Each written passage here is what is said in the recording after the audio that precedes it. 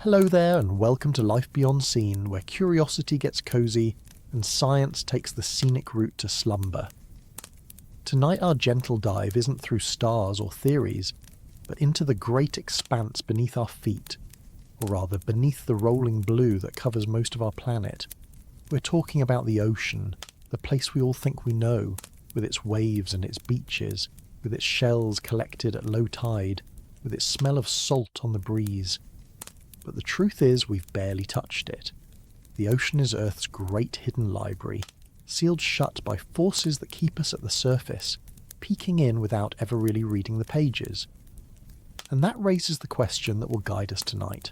Why can't we truly explore the ocean?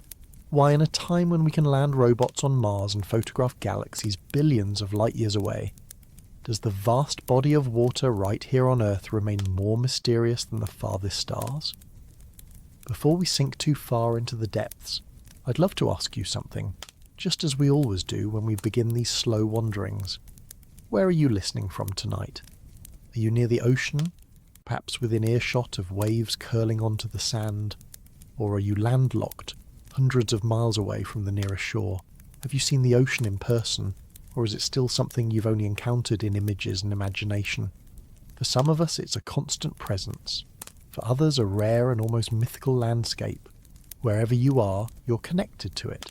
Every sip of water you drink, every breath you take that owes its oxygen to marine plants, every weather pattern above your head, all of it ties back to those deep blue spaces we cannot fully enter. If you find comfort in these voyages, if the questions soothe you while they spark quiet wonder, I'd be deeply grateful if you gave this video a like, maybe subscribed, maybe even shared it with someone else who could use a calm corner of curiosity. It helps this space reach others who might need to drift off to science instead of stress.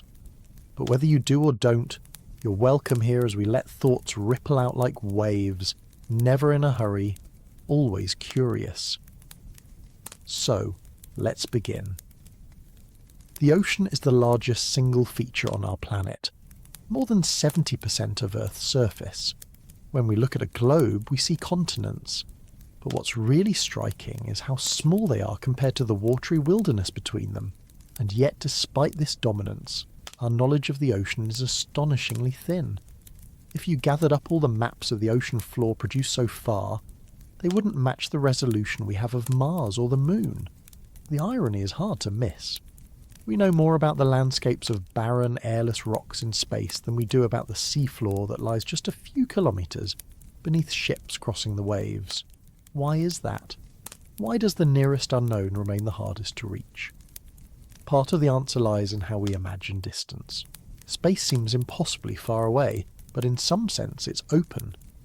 Once you build the right kind of rocket and survive the launch, space is vast but empty. There isn't air pressure crushing down on you. There isn't water tugging at every joint. There aren't currents pushing you off course. The ocean, by contrast, resists you from the first metre down. It presses against you with invisible weight. It swallows light, erases warmth, muffles sound.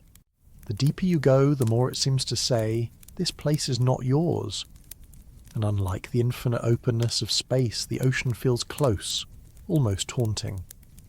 You can stand on a beach, watch the horizon curve, smell the salt and hear the waves, but even 100 metres out you're already in a world that demands respect, and a few kilometres down you're in conditions that human beings can barely even simulate. When we speak of the ocean, we often picture its surface, boats bobbing, gulls crying, waves rolling. But that's only the thinnest film of what it really is. Imagine peeling away that glittering surface and sinking slowly into the depths. You pass through layers as if moving through worlds stacked atop one another. Sunlight filters down at first, illuminating fish and coral and forests of kelp. Then, gradually the light fades until there is only dim blue, then darker shades, then blackness complete. This isn't like turning out the lights in a room. It's a depth of darkness where light itself cannot survive, absorbed and scattered until it vanishes. And in that realm, where our eyes are useless, life continues in shapes and strategies we can barely comprehend. For most of human history, The ocean was both provider and terror. It gave food, it gave routes of travel, but it also swallowed ships whole and hid monsters in imagination. Fishermen might know the shallows, sailors the surface, but the deep was left to myths. Sea serpents, krakens, vast beings with tentacles that could wrap around ships, these filled the void of knowledge. And in a way, those myths were acknowledgements of truth. The deep ocean is alien, as foreign to us as any distant planet. And until very recently, it was as unreachable. Even now, with all our technology, the barriers are daunting. The pressure at the deepest part of the ocean is over 1,000 times what we experience at the surface. Imagine the weight of an entire adult elephant pressing on every square inch of your body. That's the reality a submersible faces as it descends into trenches like the Mariana. Our materials, our machines, our bodies themselves struggle against forces that seem almost designed to keep us out. And pressure is only the beginning. Cold, darkness, and distance all conspire to make exploration difficult. We've sent probes to the bottom, we've built submersibles strong enough to withstand the crushing depths, but these are rare, expensive, and often short-lived ventures. Each dive is like sending an expedition to another world. It takes years of preparation, millions of dollars, and still carries enormous risk. Compare that with sending a satellite into orbit, where once it's aloft it can circle the planet for decades, transmitting data. The ocean doesn't give us that. It demands constant effort just to exist within it, let alone measure and map. And yet, we keep trying. We send sonar pings that bounce back from the seafloor, sketching its outlines in broad strokes. We launch autonomous robots that glide silently through mid-water, recording temperature, salinity, and currents. We lower cameras into the abyss, their beams catching glimpses of creatures that look more like imagination than biology. Each piece adds to our map, but the picture remains frustratingly incomplete. The ocean always holds more than we've seen, more than we've measured, more than we've even guessed. So tonight, as we drift gently into this question, we'll move slowly through the barriers that keep us from truly exploring the ocean. We'll talk about pressure, darkness, cold, currents, strange creatures, human limits, fragile technology, and the sheer expense of curiosity. We'll see how myths and fears mirror the real challenges, and how the ocean shapes not just our planet, but our imagination. And along the way, we'll remind ourselves that the unknown isn't always far away in the stars. Sometimes it's right here, under the waves, just out of reach. Now that we've settled into this journey together, let's drift into the first part of our ocean wandering. We often talk about the ocean as though it's a familiar place, a backdrop to vacations, postcards, or summer afternoons at the beach. For many of us, the ocean is waves rolling in and out, foamy edges kissing the sand, the smell of salt and sunscreen mixed in the air. It's children building sandcastles, couples walking hand in hand along the shore, surfers waiting for the next good swell. And so, we imagine we know the ocean. We look at its surface and think, yes, this is the sea, I've seen it, I understand it. But the truth is that what we see is only a thin skin stretched across something unimaginably vast. The surface is the cover of a book we've barely cracked open. Stand on a beach anywhere in the world, and it's easy to feel like the ocean is a single place, uniform in its rolling, glittering waves. But beneath that surface are landscapes more diverse and more dramatic than anything on land. There are mountain ranges taller than the Rockies hidden beneath miles of water. There are canyons deeper than the Grand Canyon winding across the seafloor. There are plains, plateaus, volcanic ridges and trenches that could swallow Mount Everest whole and still leave room for another mountain. The scale is staggering, but because it's hidden underwater, we tuck it away as though it doesn't matter. We go on imagining that the ocean is just a blue flatness between continents, something to cross with ships or admire at sunset. The illusion of familiarity comes from distance. We see only what the ocean shows us at its edges, and our brains quietly fill in the rest with assumptions. The funny thing is, most of us experience the ocean in ways that encourage this illusion. A beach holiday shows us only the shallowest shallows. A boat ride keeps us bobbing on the surface. Even documentaries, as dazzling as they are edited glimpses from carefully planned expeditions, often in relatively accessible waters. These fragments become the story we carry in our heads. We imagine that the sea is fish swimming in schools, dolphins leaping, whales breaching, corals blooming like underwater gardens. And yes, those things are true, but they are only 1% of the story. The rest remains hidden in the dark, cold, pressurized spaces we cannot reach. It's worth thinking about how much our language contributes to this sense of knowing. We talk about the ocean as though it's one thing, a single body of water. Technically, it is all connected, a continuous volume that wraps around the globe. But in reality, the Atlantic, Pacific, Indian, Arctic and Southern Oceans all have their own currents, climates and ecosystems. They are vast, distinct and dynamic. Yet we often lump them together as if saying ocean settles the matter. Imagine if we spoke about land in the same way, saying the land as though a desert, a rainforest and a mountaintop were the same. That's the kind of oversimplification we make every time we talk about the sea. And then there's the fact that we live on the tiny portion of Earth not covered by water. More than 70% of the planet's surface is ocean, and yet the overwhelming majority of humans live on land, near coasts or rivers, but rarely venturing far beyond. Our maps are land-centred, our stories land-centred, our history land-centred. The ocean becomes the empty space between the dots of civilization, when in fact it is the main stage. Life began in the ocean, climate is regulated by the ocean, and the oxygen you're breathing right now is largely generated by microscopic plants floating in the sea. We treat it like a border, when in truth it is the foundation. It's also easy to forget how little of it we've seen. Some estimates say that less than 20% of the seafloor has been mapped in detail, and even that mapping is often from sonar scans taken from ships on the surface, not from direct observation. The percentage of the deep sea we've actually visited with cameras or submersibles is tiny, less than 1% of the whole. That means that most of the ocean, most of our own planet, is completely unobserved, unknown and unexplored. If you're picturing dark patches on a map labelled "Here be dragons," you're not far off. In fact, medieval maps often filled the edges of the known world with sea monsters. Perhaps it wasn't so much ignorance as honesty. They didn't know what lay beyond, and to some degree neither do we. This gap between perception and reality gives the ocean a strange dual identity.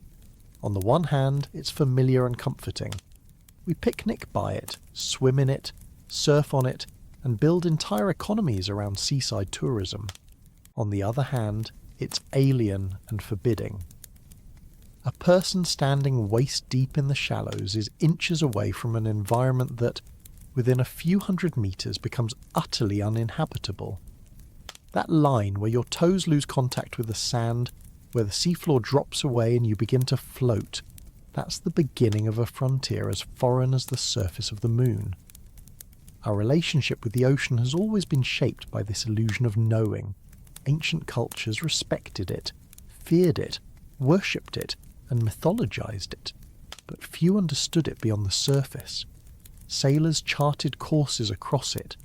Fishermen learned its rhythms, but even they only scratched at the edges of a mystery.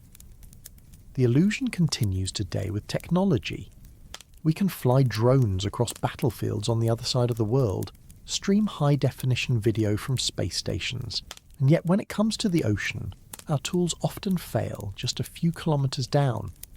We assume mastery because we've mastered so much else, but the sea humbles us again and again. Think for a moment about the last time you looked out across the water. Maybe it was from a pier or a ferry, maybe from the deck of a cruise ship, maybe from a cliff top looking down at the surf. That horizon where the sky meets the sea seems solid, something you can almost touch. But everything beyond that line is unknown territory. We don't know what creatures swim beneath, what ridges rise, what trenches yawn. The illusion is that the horizon marks the end of knowing, when in fact it marks the beginning of ignorance. And yet, there's a kind of comfort in this illusion. If we truly grasp the scale of the unknown beneath the waves, it might be overwhelming. Entire civilizations have lived and died with only the faintest idea of what lay below the surface. Our ancestors crossed oceans in wooden ships, navigating by stars and luck, with no knowledge of the worlds hidden beneath their keels. Even now, as aircraft trace lines overhead and satellites beam signals back and forth, most of what lies under the waves remains untouched. The ocean is the closest thing we have to a true wilderness, and perhaps that's part of why it retains its mystique. Still, the illusion carries dangers. Believing we know the ocean has led us to treat it carelessly. We dump waste into it, overfish its populations, warm it with emissions, acidify it with pollution. We assume that something so vast will absorb our mistakes, when in fact it is fragile in ways we're only beginning to understand. The illusion of familiarity makes it easy to think of the ocean as endless, but it is not. Its ecosystems are intricate, its balance is delicate. The more we assume we know, the more harm we risk causing without realizing it. So, when we say the ocean is familiar, we're speaking from the surface. We're speaking as land creatures, looking at the waves and projecting our own comfort onto them. But peel back that surface, even a little, and the illusion cracks. The sea reveals itself as a world unto itself, layered and vast, alien and essential. We are land dwellers standing on the edge of a frontier, pretending we've already crossed it. And as we move deeper into our story tonight, we'll begin to see how quickly that illusion fades once we descend, how every metre of depth brings new challenges, how every attempt to explore reveals more of what we don't know. When we think of distance, we usually picture horizontal space, a road stretching away, a flight across continents, a rocket leaving the atmosphere and heading into orbit. Distance is measured in how far we move across a map, in miles or kilometres we can trace with a finger. But the moment we turn that concept downward into the ocean, something strange happens. Depth, though measured in numbers that look small next to the reaches of space, feels immeasurably far. A few kilometres of water is more daunting than millions of kilometres of vacuum. Down feels farther than out, and the reasons why tell us a great deal about why the ocean remains unexplored. On paper, it doesn't make sense. The International Space Station circles Earth at around 400 kilometres above the surface. The Moon is nearly 400,000 kilometres away. Mars, depending on orbits, is tens of millions. Compare that to the Mariana Trench, the deepest part of the ocean, which drops just under 11 kilometres. 11 compared to millions seems laughably small. Yet ask most people which feels more accessible, sending a probe to Mars or to the bottom of the trench, and the instinctive answer often leans toward Mars. We've sent rovers there. We have photos, data, even plans for future astronauts. But the deepest parts of our own ocean have been visited only a handful of times in all of history. That disparity isn't just about numbers, it's about how depth warps our perception of distance. When we look up at the sky, there's openness. We know space is hostile, but it's also empty. Once you escape the pull of gravity and survive the initial violence of launch, you are coasting. There are challenges, but they're the kind of challenges machines can handle in long arcs of orbit or interplanetary drift. Looking down into the sea, however, every metre resists. Water is heavy, and the weight stacks with each passing metre. At the surface you barely notice it, but by 100 metres down the pressure is already 10 times greater than at the beach. By 1,000 metres it's crushing, by 10,000 it's beyond comprehension. The ocean's resistance doesn't spread out over millions of kilometres. It piles up directly on top of you, making even a short vertical distance feel impossible. Part of why depth feels so remote is that we can't see it. Stand outside on a clear night and look up. The stars may be impossibly far, but you can still glimpse them. You can trace the arc of satellites, Watch the International Space Station pass overhead like a bright dot racing through the sky. Space reveals itself to our eyes even from the ground. The ocean does not. Peer into the water and your vision ends within meters. Light is absorbed and scattered, so the sea hides itself. That concealment makes depth feel infinite.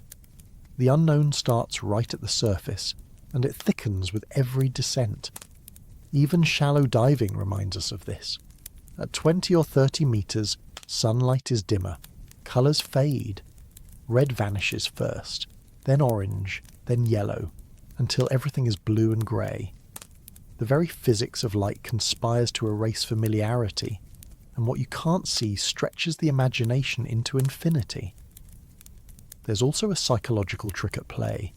Humans evolved on land, where down means safety. Gravity pulls us toward the ground, and the ground holds us. Depth in air doesn't threaten us in the same way. Go down a mountain, descend into a valley, and you remain in the open air, breathing freely. But in water, down means leaving behind what sustains us. The deeper you go, the farther you are from air. That reversal of instinct, where down is no longer secure but lethal, magnifies our sense of distance. It's not just how far it is, it's how quickly survival becomes impossible. This is why space and sea invite such different emotions. Space can feel inspiring, a canvas of possibility. The ocean can feel claustrophobic, pressing, suffocating. Astronauts talk about the overview effect, the awe of seeing Earth from above, the beauty of the blue marble suspended in blackness. Divers talk about the silence, the cold, the disorientation of descending into darkness. Both are extraordinary, but one is framed as expansion and the other as encroachment. Depth feels farther, because it feels like the world is closing in rather than opening out. Another reason down feels farther than out is speed. A rocket to orbit takes minutes to reach space. Probes slingshot to other planets in months or years, but the launch itself is fast. By contrast, a descent into the deep ocean is painfully slow.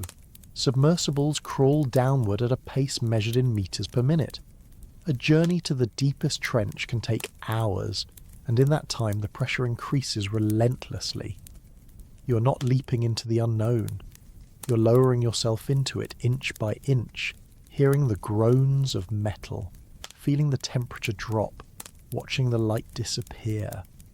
That slowness makes every kilometre feel longer than the thousands that separate us from the moon. Consider also how few have actually gone there. Spaceflight is rare, but thousands of people have been to space in some form, orbiting, working aboard stations, even tourists in recent years. The deep trenches, by contrast, have seen fewer visitors than the surface of the moon. When filmmaker James Cameron descended in 2012, he joined a club of just a handful of explorers. Each attempt was experimental, risky, and costly. The sheer rarity of these dives reinforces the sense that depth is more remote than space. There's a cultural angle too. Space exploration has always carried a sense of glory. Nations race to plant flags, companies advertise ambitions, movies and television dramatize adventures among the stars. The ocean, though, is framed differently. Shipwrecks, disasters, storms, submarines lost without trace. These dominate the stories we tell about the deep. One frontier is celebrated as the future, the other as a graveyard. That shapes how we perceive distance. Outward feels heroic, downward feels foreboding, even if the actual numbers don't justify the difference. Think about how maps reinforce this as well. Space is drawn outward with scale bars that stretch for millions of kilometres, a vastness that becomes abstract. The ocean is shown as a blue wash, with a few contour lines indicating depth. We don't see the trenches and ridges the way we see continents and planets. Without visualization, our minds translate depth into mystery, and mystery into distance. If the seafloor were drawn on maps with the same detail as Martian canyons or lunar craters, we might think of it differently. But because it's hidden, we imagine it as farther than it is. There's also the issue of human frailty. In space, once a spacecraft is functioning, the humans inside can live for months. They recycle air, grow plants, exercise in zero gravity.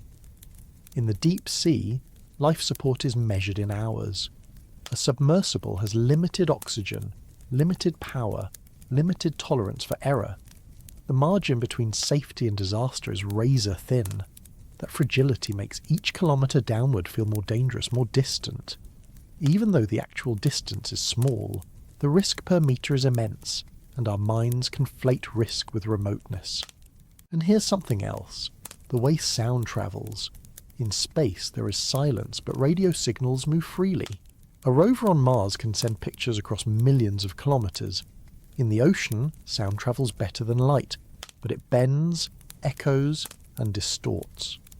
Communication with submersibles is patchy, delayed, sometimes impossible. That disconnection makes depth feel isolated in a way even the far side of the moon is not. You can phone home from space. From the deep sea, you are cut off. That sense of isolation makes the bottom of the ocean feel farther than orbit. All of this combines into a paradox. The ocean is right here. It touches every continent, laps at every shore. Children splash in it, sailors cross it, surfers ride its waves. And yet its depths are so inaccessible that we think of them as farther away than worlds that lie millions of kilometres beyond our planet. Depth bends our sense of distance, turning kilometres into impossibility. That's why down feels farther than space, and it's one of the central reasons the ocean remains unexplored. But of course depth is not just perception. The challenges that make it feel far are real. The pressure, the darkness, the cold, the currents. These are not illusions. They are physical barriers that resist exploration at every step. And so, as we continue, we'll leave behind the sense of distance and begin to talk about the forces themselves, starting with the weight of the ocean pressing downward, the invisible hand that keeps us from sinking too far into its world. When you stand at the edge of the sea, maybe ankle deep as the waves wash around you, it feels weightless. The water buoys you, lifts you, makes you lighter than you are on land. Children float on inflatable rings. Swimmers glide forward with little resistance. Divers sink gently through clear shallows. It's easy to imagine that water removes weight. But this sensation is a trick of the surface. The ocean is not light at all. It is heavy beyond anything we normally experience, and its weight grows relentless with every metre down. Pressure is the invisible barrier that guards the deep, the force that has crushed more dreams of exploration than any monster of myth ever could. To understand this, it helps to think about what pressure really is. On land, we live under atmospheric pressure, the weight of the air stacked above us. We don't feel it because our bodies are balanced against it, every cell pushing outward as much as the air pushes inward. At sea level, that pressure is about 1 kilogram on every square centimetre of your body. It sounds trivial, but multiply it across the surface of your skin, and it adds up to the weight of a car pressing on you at all times. We simply don't notice because it's always been there, constant and familiar. But water changes the game. Water is much denser than air, and it doesn't take kilometres of it to add weight. Just 10 metres below the surface, you already feel an extra atmosphere of pressure, another entire car pressing on every square centimetre. At 20 metres, 2 cars. At 30, 3. And so it continues, each 10-metre descent stacking more invisible vehicles onto your body. For a recreational diver, this is part of the thrill. At a few metres down, you can feel the squeeze in your ears, the mask pressing gently on your face. You equalise, blow air into spaces that would otherwise collapse, and you continue downward. At 30 or 40 metres, your lungs are compressed to half their surface volume, your buoyancy shifts, and you become heavier in the water. Still, with training and equipment, you can move comfortably. But beyond those depths, things change quickly. For a submarine or a deep-sea probe, the numbers mount in ways that defy ordinary imagination. At 1,000 metres, The pressure is 100 times greater than at the surface. At 10,000 metres, at the bottom of the Mariana Trench, it is over 1,000 times greater. Each square centimetre of a hull must withstand the weight of an elephant, and there are countless square centimetres. The ocean is not just heavy, it is absolute, relentless, all-encompassing. This is why building machines for the deep is so difficult. On land, you can construct towers kilometres tall, bridges spanning vast rivers, rockets to space. These marvels contend with gravity, wind, heat and vibration, but not with a force that presses equally from all sides without pause. A submarine hull must be perfect. One weakness, one imperfection in the weld, one bubble in the metal, and the result is catastrophic. Implosions at depth are not slow. They're instantaneous. A craft fails, and in milliseconds it is reduced to fragments. Engineers know this, which is why the vehicles that descend far below are shaped in the simplest form possible, spheres. A sphere distributes pressure evenly across its surface, resisting collapse more effectively than any other shape. That's why the tiny cabins that carry humans into the abyss are round, bolted shut, and small enough to feel claustrophobic. It's not comfort that decides the design, it's survival. Even so, the risk is never zero. Every descent into the deep sea carries with it the knowledge that failure means instant death. This is not melodrama, it is physics. The most famous example in recent memory came when a private submersible collapsed during an attempt to visit the Titanic wreck. The pressure at those depths gave no time for alarm, no chance for rescue. For explorers and engineers, it was a grim reminder that the ocean does not forgive mistakes. The deeper you go, the less margin there is for error, and the more absolute the consequences become. Pressure doesn't only affect machines, it also limits what living things can do. Human bodies, fragile in their design, can only go so far before tissues begin to fail. Divers who attempt to reach extreme depths must breathe carefully controlled gas mixtures, not ordinary air. At high pressure, nitrogen becomes narcotic, producing a dreamy intoxication that can cloud judgment. Oxygen, too, safe and essential at the surface, becomes toxic when compressed beyond certain limits. Breathing at depth is a balancing act of chemistry, and mistakes are costly. Professional divers who work on undersea structures sometimes spend days in pressurized habitats, their bodies saturated with gases that would be lethal at the surface. When they finally return, they must decompress slowly, rising in stages, allowing gases to escape their blood without forming bubbles. Skip this process, and the result is the bends, where nitrogen expands inside the body, causing pain, paralysis, even death. Pressure reshapes not only metal but flesh. Other creatures, however, have found ways to thrive. The deep ocean is full of beings adapted to environments that would kill us instantly. Fish with flexible skeletons, gelatinous bodies, and specialized proteins that keep cells functioning under crushing loads swim casually where human machines dare not go. Some organisms produce antifreeze-like chemicals. Some rely on slow metabolisms that use little energy. Some collapse their lungs entirely and use dissolved oxygen in their blood. Where we see impossible pressure, evolution has produced resilience. The contrast is humbling. We need spheres of titanium and composite to descend. They need only the quiet inheritance of countless generations. Still, even these creatures have limits. The very deepest trenches host fewer species than the shallower zones above. At a certain point, the weight becomes so immense that only the most unusual life persists. Scientists debate whether there is an absolute limit, a depth beyond which no multicellular organism can survive. If so, the ocean may contain its own boundary, a frontier not only for humans, but for life itself. The thought is both eerie and profound, a reminder that the planet's greatest wilderness may also be its most constrained. Pressure has another consequence. It makes exploration expensive. A rocket to space is costly, but once launched it operates in emptiness. A deep-sea submersible must withstand crushing forces at every moment. Materials must be tested to perfection, hulls built to exacting standards, systems designed with redundancies. The cost of failure is so high that safety margins are immense, which drives up price further. This is why so few nations or companies invest heavily in deep exploration. It's not just difficult, it's financially punishing. For every dive to the trenches, there are hundreds of satellites in orbit. The economics reflect not just ambition but physics, and yet the lure remains.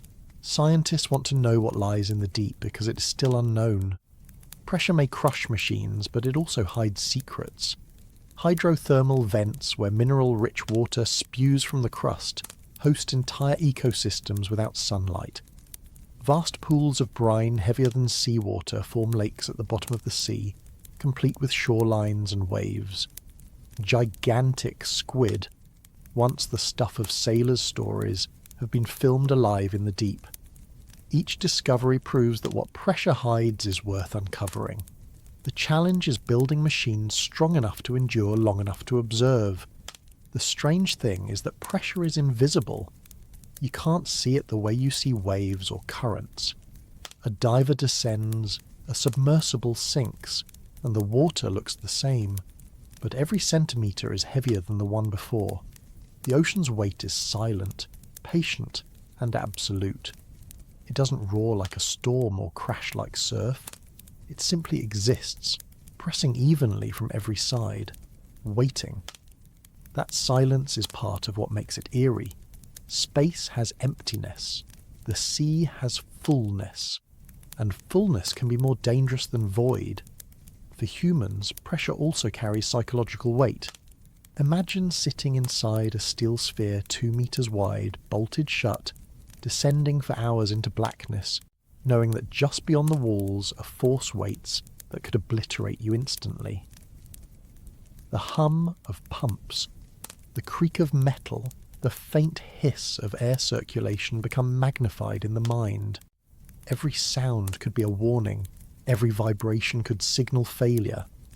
Explorers speak of the tension, the awareness that they are visiting a place that does not tolerate their presence.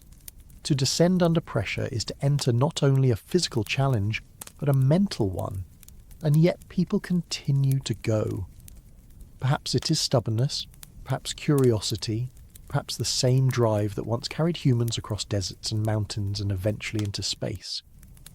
We are drawn to frontiers, and pressure, though invisible, marks one of the clearest frontiers we face. To conquer it is to prove that we can step beyond the limits imposed by nature, even if only briefly. Each successful dive is a statement that pressure can be endured, that knowledge can be wrestled from the deep despite the weight pressing against us. The irony is that we live under pressure all the time. Our bodies are balanced against the weight of the air, so we forget it. But go down into the ocean, and the balance shifts. The reminder is immediate and unforgiving. Pressure is not an exotic force. It is the most ordinary one, amplified beyond recognition. It is the familiar made hostile. And in that hostility lies the greatest reason we have not truly explored the ocean. Of course, pressure is only one part of the story. It works hand in hand with darkness, with cold, with currents, with distance. It guards the deep like a gatekeeper, but beyond that gate lie other challenges waiting. If pressure squeezes the life from our machines and our lungs, then darkness robs us of vision, turning the deep into a world where light itself cannot survive. To understand why the ocean is so hard to explore, we have to pass from weight into shadow, from the crushing embrace of water into the endless night where sight disappears and other senses must take its place. If pressure is the ocean's first great barrier, then darkness is its second. The two arrive together, inseparable, as you leave the surface behind. Light penetrates water only so far, and beyond that, sight itself ceases to function. On land and in space, vision is our primary sense. We map, explore and understand by looking. We take pictures, we scan horizons, we orient ourselves with stars. In the deep ocean, that tool is stripped away. Darkness rules. Not the gentle dimming of dusk, not the familiar black of a bedroom with curtains drawn, but a depth of darkness so complete that the very concept of colour disappears. It is not just absence of light, it is the absence of possibility for light. At first, the descent feels almost normal. In the upper layers of the sea, sunlight still filters through. Swimmers, snorkelers, and divers play in a zone called the euphotic, or good light zone. It extends to around 200 metres, which sounds deep until you realise it's less than 1% of the average ocean depth. In this layer, fish flash silver in the sun, coral reefs explode with colour, and photosynthesis still fuels life. This is the ocean most of us picture, because it's the only one we've truly seen. But below it lies the twilight zone, where light dwindles to dim blue and eventually vanishes. By 500 metres, the sun is gone. You could lower a lamp into the water and watch its glow fade within a short radius, swallowed by the black. By 1,000 metres, the ocean is utterly lightless. This is the midnight zone, and below it, even deeper, the abyss and the trenches stretch into total darkness. No human eye, unaided, can see anything here. The ocean has swallowed not just light, but the very idea of sight. This is a profound obstacle for exploration. Our machines, like us, are built around vision. Cameras, lights, lenses, these are our go-to tools. But in the deep sea, they are handicapped. Shine a light and the particles suspended in water scatter it back, turning the beam into a blinding fog. The more powerful the lamp, the more backscatter you create. Submersibles often resemble moving orbs of faint light surrounded by impenetrable black, like lonely fireflies in a void. The field of view is small, the sense of scale impossible. Unlike the open vistas of space, the deep sea never shows you more than a tiny patch of itself. Exploration here is like wandering a vast cathedral at night with only a candle. The darkness also changes how sound and light interact. In space, radio waves cross the void. In the ocean, sound is king. Whales call across thousands of kilometres. Submarines rely on sonar to map and navigate. Scientists send pings downward, listening to echoes that reveal the shape of the seafloor. But sonar is a crude substitute for sight. It tells you distance, shape, density, but not colour, not detail, not the small flicker of life. It's like trying to understand a painting by tapping it with a stick. Darkness forces us into clumsier senses, leaving us blind in ways we rarely confront elsewhere. For life itself, darkness is both a limit and an opportunity. Without sunlight, photosynthesis stops. Plants cannot grow, algae cannot bloom, the energy chain that fuels surface ecosystems breaks. Instead, the deep ocean depends on other sources. Some rely on the slow rain of organic material from above, particles drifting down through the black. Others cluster around hydrothermal vents, where chemical reactions replace sunlight as the fuel for life. Still others have evolved a magic trick: bioluminescence. Bioluminescence is light created by living organisms, and in the dark ocean, it is everywhere. Tiny plankton flash when disturbed, making trails of light behind swimming fish. Predators dangle glowing lures to attract prey. Squid eject glowing clouds instead of ink to confuse attackers. Entire schools of creatures pulse in coordinated displays, like galaxies in miniature. To descend into this world is to enter a star field upside down, stars made not of plasma, but of biology. Bioluminescence is not rare. Scientists estimate that the majority of deep-sea species can produce light in some form. The deep ocean may be dark, but it is far from invisible. It glitters in ways the surface world barely imagines. For humans, encountering bioluminescence is one of the most surreal experiences possible. Imagine sitting in a submersible, lights turned off to save power, staring into blackness, when suddenly the water outside blooms with living sparks. Trails of green, blue and white weave and vanish. Creatures drift by carrying lanterns within their own bodies. It is alien and beautiful, yet utterly natural. These flashes remind us that while our vision fails, evolution has filled the gap with its own inventions. But here too lies a barrier. Cameras can capture bioluminescence, but only with difficulty. The flashes are brief, the light faint, and artificial lamps often drown them out. To see the natural glow of the deep, explorers must turn off their lights and sit in darkness, waiting, watching, hoping for life to reveal itself. This patience doesn't fit well with our usual ways of exploring. We are creatures of light, used to shining beams and expecting immediate images. The ocean forces us to slow down, to accept blindness, to trust that something may appear in its own time. Darkness also shapes how we feel about the deep.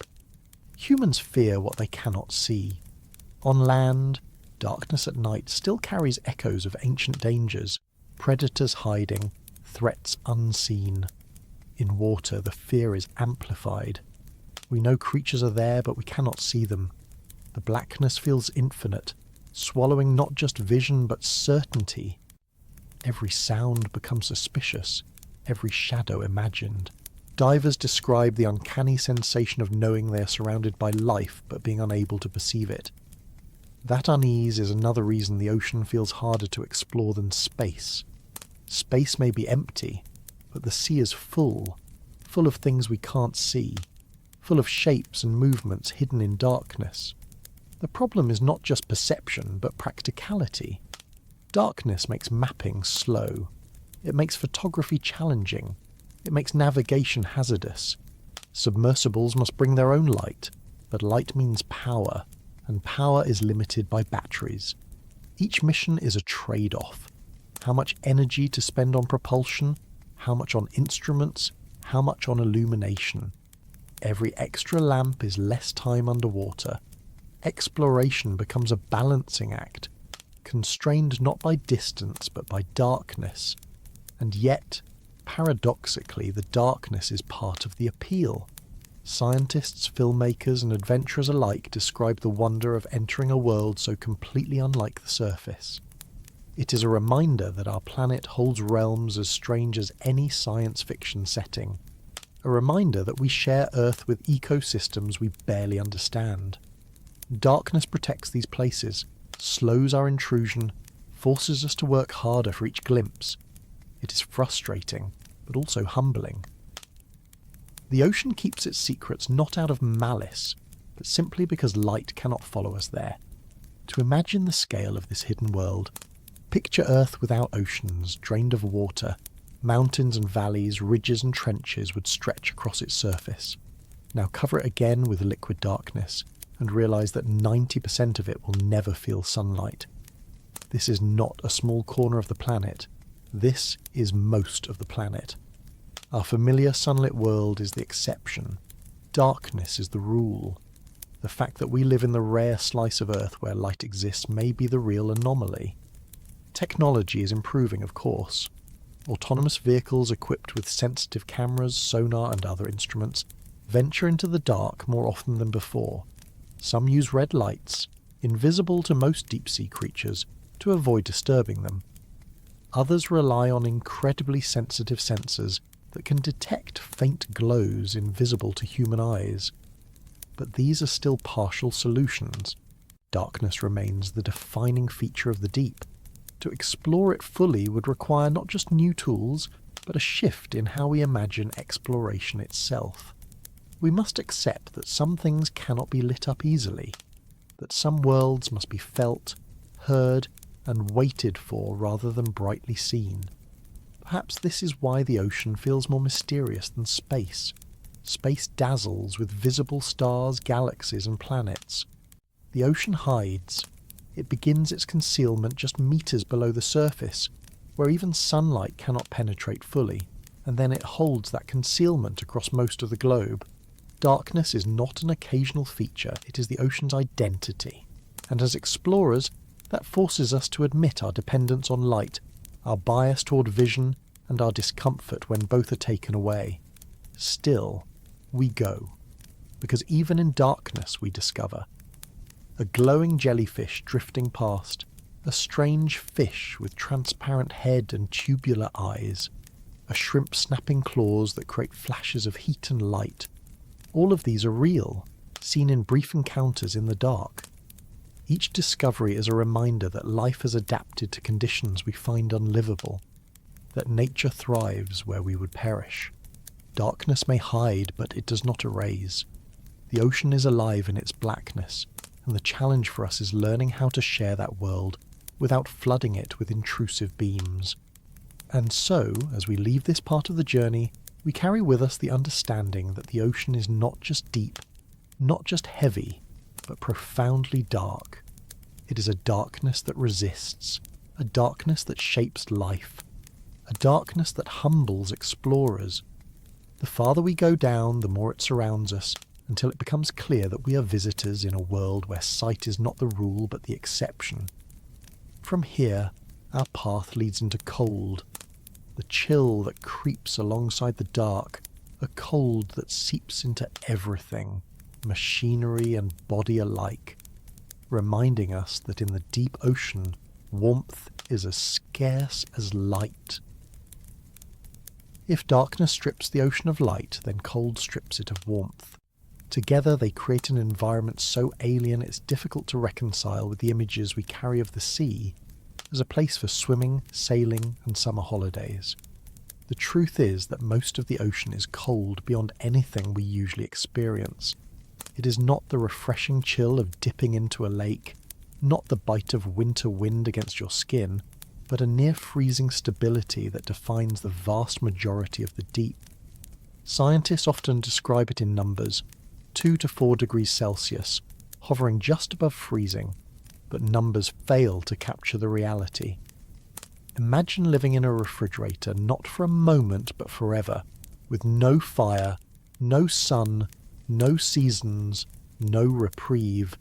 That is the ocean's frozen heart. At the surface, things are different. Sunlight warms the first few meters, sometimes tens of meters, depending on currents and location. This thin layer changes with the seasons, warming in summer, cooling in winter, stirred by storms. It's the layer most people interact with, so it creates the illusion that the ocean is dynamic in temperature, shifting the way the air does above land. But beneath that surface veneer lies the thermocline, a region where temperature drops rapidly with depth. Descend a few hundred meters and the warmth vanishes. By 1,000 meters you've entered a world that might as well be eternal winter. 90% of the ocean lies in this cold zone, untouched by the fluctuations above. For humans, cold is not just uncomfortable, it is dangerous. Our bodies rely on a narrow range of temperatures to function. Fall below that range and systems begin to fail. Muscles weaken, nerves slow, organs shut down. Even a brief swim in cold surface waters can sap energy quickly. Hypothermia sets in, sometimes within minutes, and survival becomes a race against time. That's just at the surface, in water around 10 degrees Celsius. In the deep, where temperatures are closer to 2, human exposure would mean near-instant incapacitation. The body simply cannot cope. Machines also struggle. Batteries drain faster in cold conditions. Materials become brittle. Lubricants thicken. Electronics slow. Deep-sea submersibles must be engineered not only to withstand pressure, but also to function reliably in constant cold. Every wire, every circuit, every moving part must be tested for resilience at low temperatures. A failure on the surface can be repaired. A failure in the abyss means the end of a mission, sometimes the loss of millions of dollars of equipment, and always the reminder that the ocean's chill is as unforgiving as its weight. Cold also shapes how life exists in the deep. Metabolism slows. Creatures conserve energy, moving less, eating less, reproducing less frequently. Many deep-sea species live long, slow lives, stretching decades or even centuries. A shark discovered in the Arctic was estimated to be nearly 400 years old, a lifespan almost unimaginable for a vertebrate. This longevity may be linked to the cold, which slows cellular processes and reduces wear over time. In a way, the deep sea preserves its inhabitants in a kind of suspended animation, a slower rhythm of existence adapted to the frozen environment. At the same time, cold can create strange paradoxes. Water at the surface freezes into ice, but in the deep sea, even at near freezing temperatures, liquid persists because of pressure. The immense weight of the water column prevents freezing, keeping the ocean liquid where on land the same temperature would mean solid ice. This balance of cold and pressure produces unique phenomena such as brinicles, icy fingers of death that form when supercooled. Salty water sinks from beneath sea ice, freezing everything it touches as it drifts downward. These fragile structures creep across the seafloor, encasing starfish and other creatures in ice. A lethal reminder that cold in the ocean can behave in ways we rarely see elsewhere. The cold is not uniform, of course.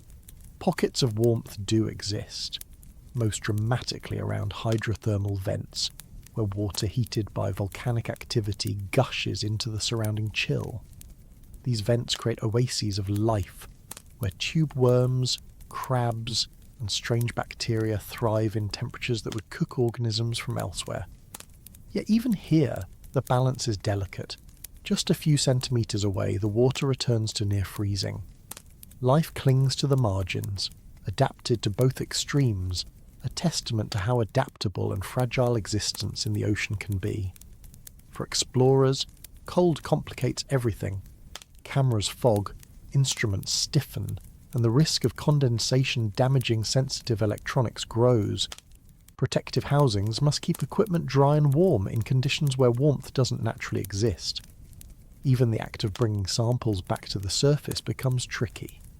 Creatures adapted to near-freezing darkness often die quickly when exposed to warmer, lighter conditions. Scientists struggle to study them alive, their biology so tuned to the frozen deep that our world becomes instantly lethal. The ocean guards its secrets not only with pressure and dark, but with cold that makes its inhabitants strangers to us. Culturally, cold has always symbolized distance, danger, and remoteness. Polar explorers in history fought frostbite, starvation, and despair in frozen landscapes. The ocean amplifies that symbolism by hiding its cold beneath an inviting surface. The sun can be blazing, the sand hot under your feet, but just a few meters below, currents bring icy water surging upward, numbing skin and shocking the body. It's a reminder that the ocean is never fully what it seems. Warmth above can disguise cold below, and the transition between the two can be abrupt. For ancient sailors with no knowledge of thermoclines or currents, these sudden chills must have felt uncanny, even supernatural. For modern science, they're a clue to the vast circulation systems that move heat around the planet. Indeed, the cold of the deep ocean is not just a local feature, it plays a global role. The movement of cold, dense water helps regulate climate, carrying oxygen to the depths and distributing heat around the world.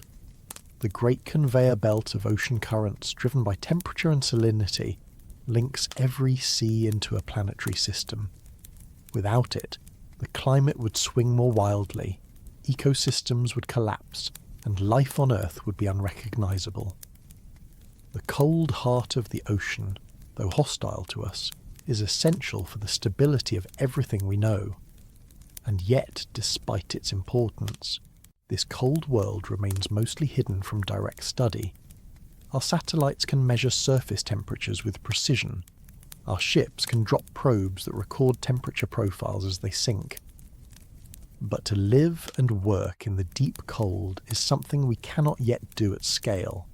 We send machines for brief visits, but we have no permanent outposts in the abyss.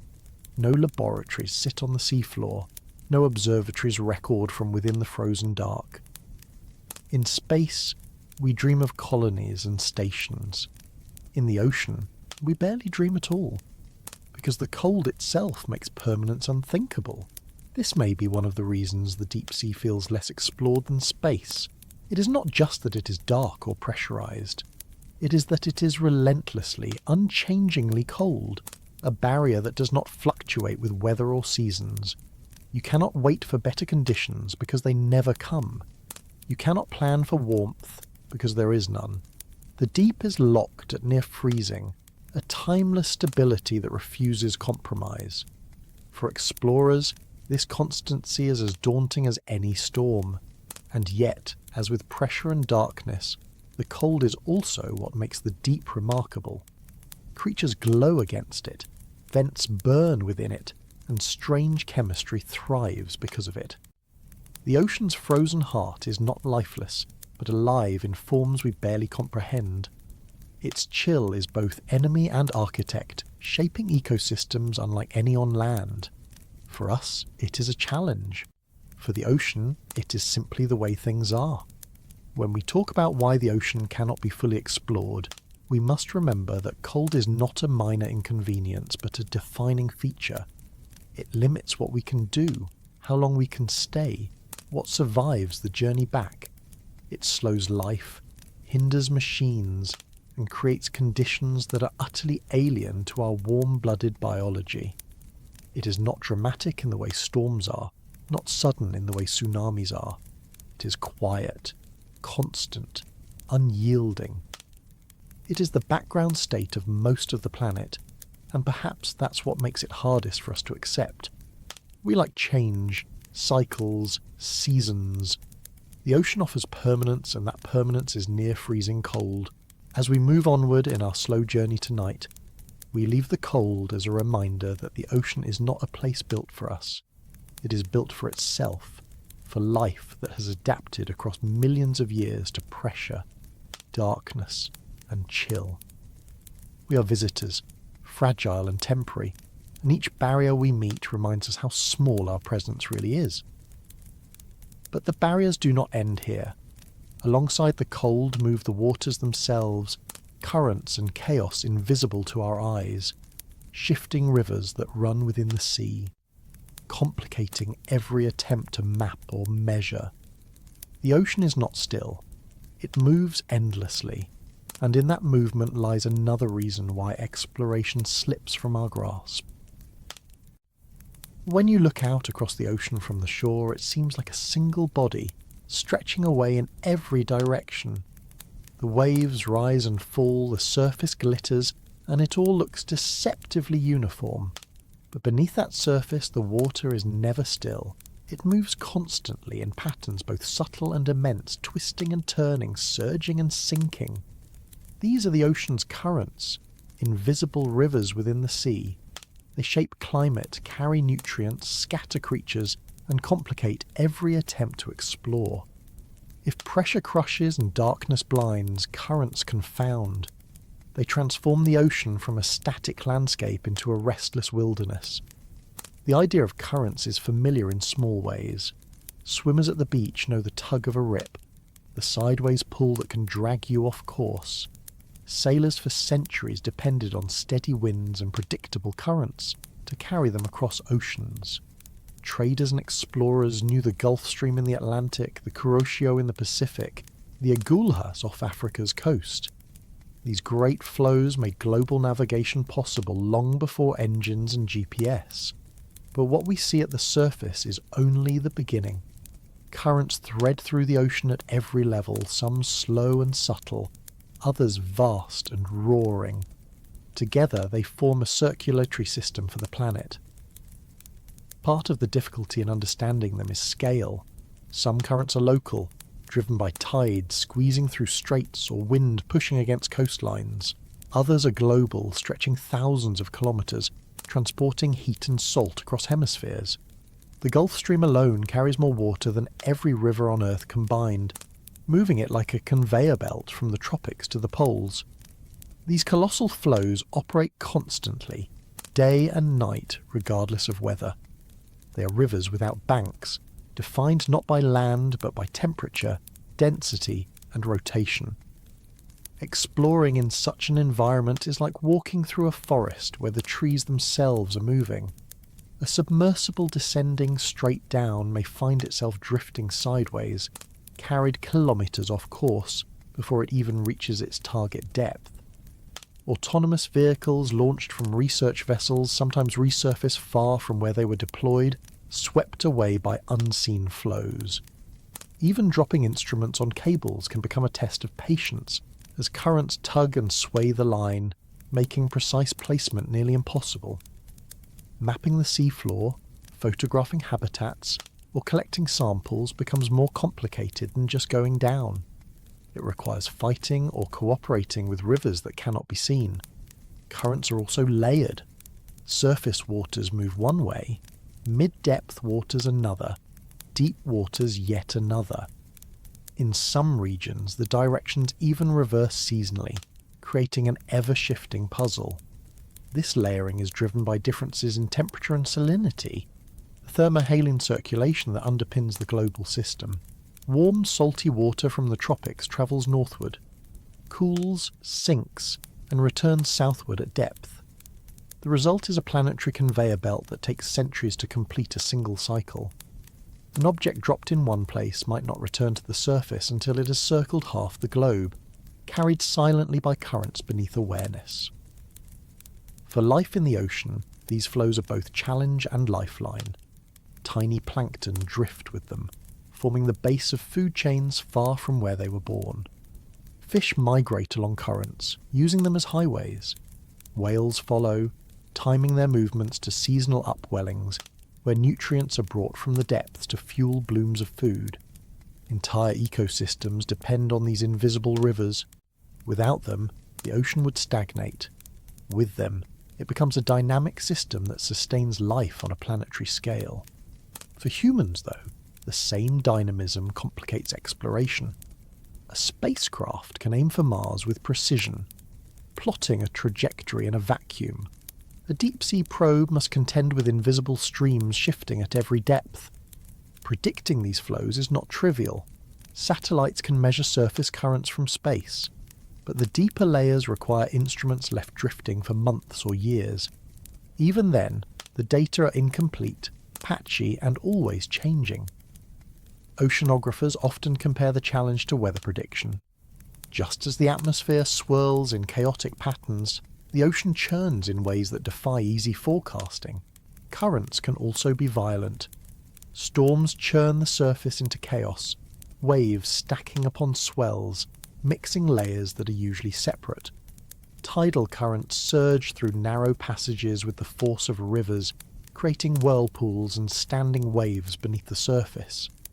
Downwellings and upwellings move entire columns of water vertically, dragging nutrients or debris along with them. For explorers in submersibles or divers in suits, these motions can be disorienting, even dangerous. A shift in current can mean the difference between reaching a target site or being swept into the unknown.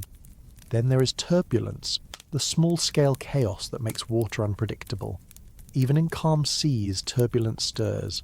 Tiny eddies swirl, mixing heat and salt, reshaping the environment on scales too fine to map easily. For scientists, turbulence is a nightmare of complexity. Yet, it is also essential to life.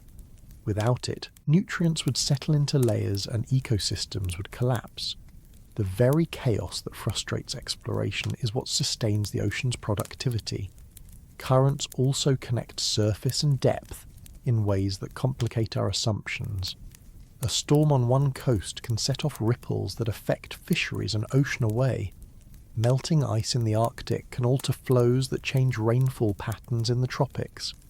The sea is not isolated, it is integrated, its invisible rivers shaping climates and economies alike. When we say we cannot truly explore the ocean, part of what we mean is that it will not sit still for us. It moves constantly, weaving itself into the fabric of the planet in ways too complex for us to pin down. For those inside the ocean, this movement can be felt viscerally. Divers describe the sudden shift when a thermocline passes, a blast of cold water sliding by like a ghost. Submersibles tilt unexpectedly as they cross currents, pilots adjusting thrusters to maintain balance. Even instruments anchored to the seafloor sway in hidden surges, their readings capturing the constant restlessness. There is no stillness in the deep, no quiet bedrock except the seafloor itself. Everything else flows. From a psychological perspective, currents add to the sense of disorientation. In darkness and cold, with pressure pressing in, to also feel yourself drifting without control magnifies the unease.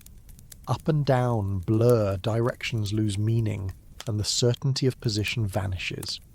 In space, astronauts describe the clarity of stars as navigation points. In the deep, there are no stars, only currents carrying you away. It is a place where even staying put is a challenge, and yet, like pressure, darkness, and cold, currents are also part of what makes the ocean extraordinary. They knit the world together, carrying the memory of storms across basins, moving life across hemispheres, shaping the very climate that makes Earth habitable. To study them is to glimpse the hidden machinery of the planet. To experience them is to feel the sea itself alive, not static but breathing, flowing, shifting in endless rhythm. Explorers must respect this rhythm. Missions are planned around currents, timed with tides, designed with drift in mind. Some vehicles surrender to the flow entirely, drifting for years and sending back data from wherever the water takes them. These drifters give us glimpses of patterns too vast for any one ship to map. Others fight currents with powerful thrusters, burning through batteries in the attempt to hold position. Each approach is a compromise, a negotiation with the moving medium. Unlike land or space, the ocean will not yield to stillness. It insists on motion. The irony is that while currents frustrate our efforts to explore, they also connect us to the ocean every day. They carry heat that shapes our weather. They deliver fish that feed our tables. They transport pollutants and plastics across the globe. They are not only barriers, but also bridges, linking every shore to every other. When we say the ocean is unexplored, it is not just because it is dark and deep. It is because it is moving, always moving, and we are creatures who like to map fixed things. The sea resists by refusing to be fixed, and so, as we drift with this thought, we see that currents are not merely obstacles, but reminders of the ocean's identity. It is not a static place waiting to be catalogued. It is a restless system, dynamic and alive, its invisible rivers shaping both itself and us. To explore it fully would mean not only building machines strong enough to endure, but also developing patience for a world that never holds still. The ocean flows on its own terms, and our task, if we wish to understand it, is to learn how to flow with it. Of course, movement alone does not define the deep. Within this restless, shifting environment live creatures stranger than any science fiction invention, beings adapted to conditions we would find impossible. The ocean's inhabitants have evolved not just to survive, but to thrive in pressure, darkness, cold, and chaos. And it is to them we turn next, to see how life itself has written rules we barely understand in the hidden depths of the sea. If the weight of the ocean, the loss of light, the chill of its depths and the restlessness of its currents all conspire to keep us out, they also create conditions where life takes on forms almost unimaginable to us. When we picture living things, we rely on what we know: trees with branches reaching upward, birds flying through air, mammals walking on land, fish darting through sunlit shallows. But the deeper you go, the more those assumptions collapse. At depth, where pressure would crush us, where darkness blinds us, where cold slows us, and where currents toss us, life still persists. More than persists, it thrives. Yet it does so by following rules that look nothing like the ones we learned in school. In the deep sea, survival is built on strangeness. Take size, for example. In the deep, creatures push extremes in both directions. Some are giants, larger than anything their surface relatives could be. Squid stretch longer than buses. Jellyfish unfurl tentacles tens of meters long. Fish swell into grotesque shapes. The absence of sunlight and the abundance of open space make gigantism possible, and pressure itself, oddly enough, does not always limit size. At the same time, other organisms go to the opposite extreme. Tiny shrimp, fragile worms, bacteria barely bigger than viruses thrive in numbers so vast they outweigh larger animals many times over. In the deep, scale has no clear rule. It is as if life forgot to agree on a standard size and instead tried every possibility at once. Colour too follows different logic. In the shallows, fish flash bright reds, yellows, and blues, colours shaped by light and vision. In the deep, where light vanishes, many creatures are transparent, their bodies ghostly outlines drifting in blackness. Others are pigmented in ways that don't match our eyes' expectations. Some deep fish are red, a colour that disappears entirely in low light, making them effectively invisible. Others are a black so deep they reflect less than 1% of incoming light, disappearing completely in the abyss. These animals are cloaked in invisibility, shaped not for beauty but for vanishing in a place where sight itself barely works. Then there is light created by life itself. Bioluminescence is almost universal in the deep, a currency of survival that shapes behaviours in ways we can barely imagine. Some creatures glow faintly, using light as camouflage, matching the dim shimmer of the water above so predators below cannot see their silhouettes. Others flash to communicate, signalling mates or rivals. Some wield light as lure, dangling glowing appendages that attract prey directly into their waiting jaws. Still others use it as defence, ejecting bursts of glowing fluid to confuse attackers, much as a squid on the surface ejects ink. To descend into the deep is to enter a world of living lanterns, a constant play of glows and flickers where evolution has written rules we never anticipated. Perhaps the strangest adaptations are those tied to food. In the deep sea, there is no sunlight, and therefore no photosynthesis. Energy must come from elsewhere. Much of it arrives as marine snow, a gentle rain of organic debris from the surface, tiny bits of dead plankton, fecal pellets, fragments of larger animals. This snow drifts endlessly down, feeding life at every layer. For some creatures, catching enough of it is enough. They filter, graze, and wait patiently for the slow bounty.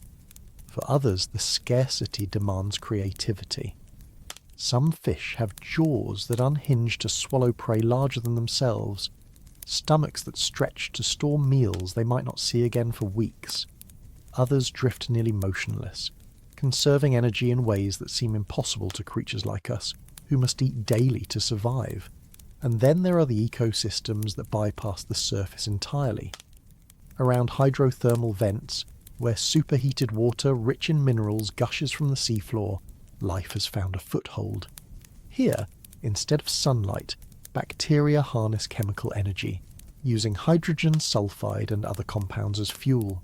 Around these microbes gather entire communities.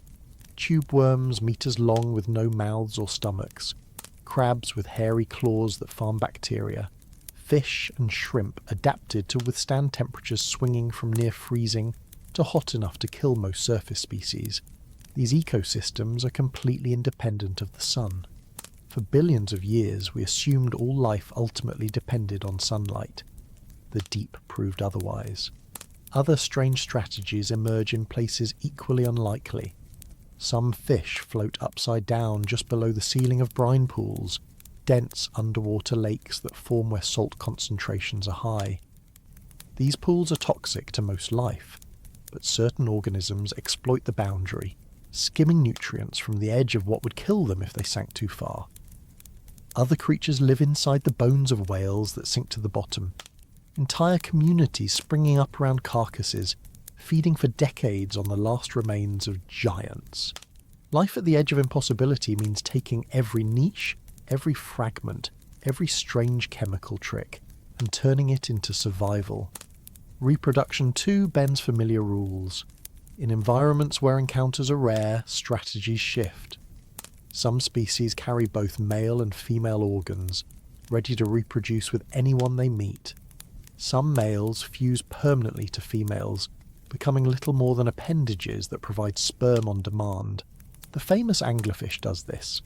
A tiny male latches onto a massive female, his body merging until he is little more than a set of gonads, fed by her bloodstream, existing only to fertilise her eggs. It's a strategy that would horrify us on land, but in the vast emptiness of the deep, it ensures the continuation of the species. The strangeness of these rules often leaves scientists humbled.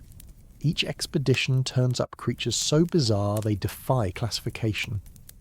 Fish with tubular eyes that swivel upward through transparent skulls, jellyfish with bells glowing like neon lights, worms that secrete shimmering mucus nets to capture passing particles.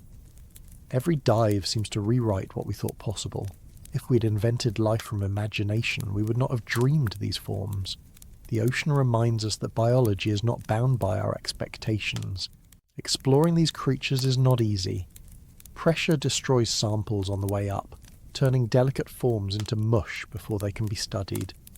Cold kills organisms accustomed to near-freezing stability. Darkness means many have never been seen alive, only glimpsed on brief videos or captured in fragile nets. Scientists struggle to build containers that maintain pressure, cold and dark all the way to the lab. Even then, many species resist survival outside their native conditions. Our understanding of deep-sea life is therefore piecemeal, fragmented, glimpsed, but not fully known. The ocean keeps its secrets not only in geology and geography, but in biology itself, and yet each discovery reminds us why exploration is worth the effort. A shrimp that snaps its claw so fast it creates a bubble of heat, nearly as hot as the sun's surface. A fish with antifreeze proteins in its blood. A snail with a shell armoured in iron sulfide, harvested from vent minerals, the only known animal to incorporate metal into its body in this way. These are not just curiosities. They expand our sense of what life can be, of what biology can achieve, and of what might be possible beyond Earth. If life can exist in the frozen dark under crushing pressure and chaotic currents, then perhaps it can exist under the icy crust of Europa, or in the methane lakes of Titan. The deep sea is not just an oceanic frontier, it is an astrobiological one. For humans, encountering these creatures is more than scientific, it is emotional. There is awe in seeing a giant squid's tentacle emerge from the black, or a glowing jellyfish drift past like a living chandelier. There is fear too, the reminder that we are not the only predators, that evolution has produced teeth, claws, and poisons adapted to conditions we cannot withstand. The deep sea does not revolve around us. Its rules were written without us in mind, and they remind us of our smallness. This strangeness also shapes culture. Myths of sea monsters, krakens, leviathans, all grew from glimpses of real deep-sea giants, brought up by fishermen or washed ashore after storms. Even today, headlines erupt whenever a new creature is filmed.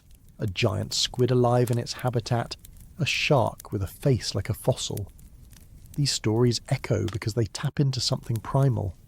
The unknown is not empty. It is filled with life that bends rules, and we are both terrified and fascinated by that fact. But with fascination comes responsibility. These ecosystems, strange as they are fragile. Deep-sea trawling scrapes centuries-old corals to rubble. Mining ventures eye the mineral-rich nodules on the seafloor, threatening habitats we have only just discovered. Pollution drifts downward, plastic fibres found even in the stomachs of trench-dwelling amphipods. The creatures that seem indestructible, surviving where nothing should, are still vulnerable to our carelessness. To explore is one thing, to protect is another, and the ocean demands both. Life at the edge of impossibility is not a sideshow, it is the main event, the majority of life on Earth existing in forms we cannot easily see. The shallow seas we swim in, the coasts we build on, the surface we sail, these are the margins. The heart of the ocean is the deep, and the rules of life there are stranger than anything we expect. To admit we cannot truly explore the ocean is to admit we cannot fully know these creatures, these ecosystems, these strategies, but each attempt brings us closer. Each dive reveals more. Each strange adaptation teaches us something about biology, about resilience, and about possibility itself. And so, as we drift from this realm of creatures and their impossible rules, we turn back to ourselves. For as strange as they are, the real limit to ocean exploration is not them but us. Our bodies are fragile, our lungs delicate, our need for air relentless. If the deep is a place where life can rewrite rules, then our species is the one most bound by them. And that brings us to the next part of our journey, the limits of human bodies, and why, for all our technology and training, we remain clumsy visitors in a world not meant for us.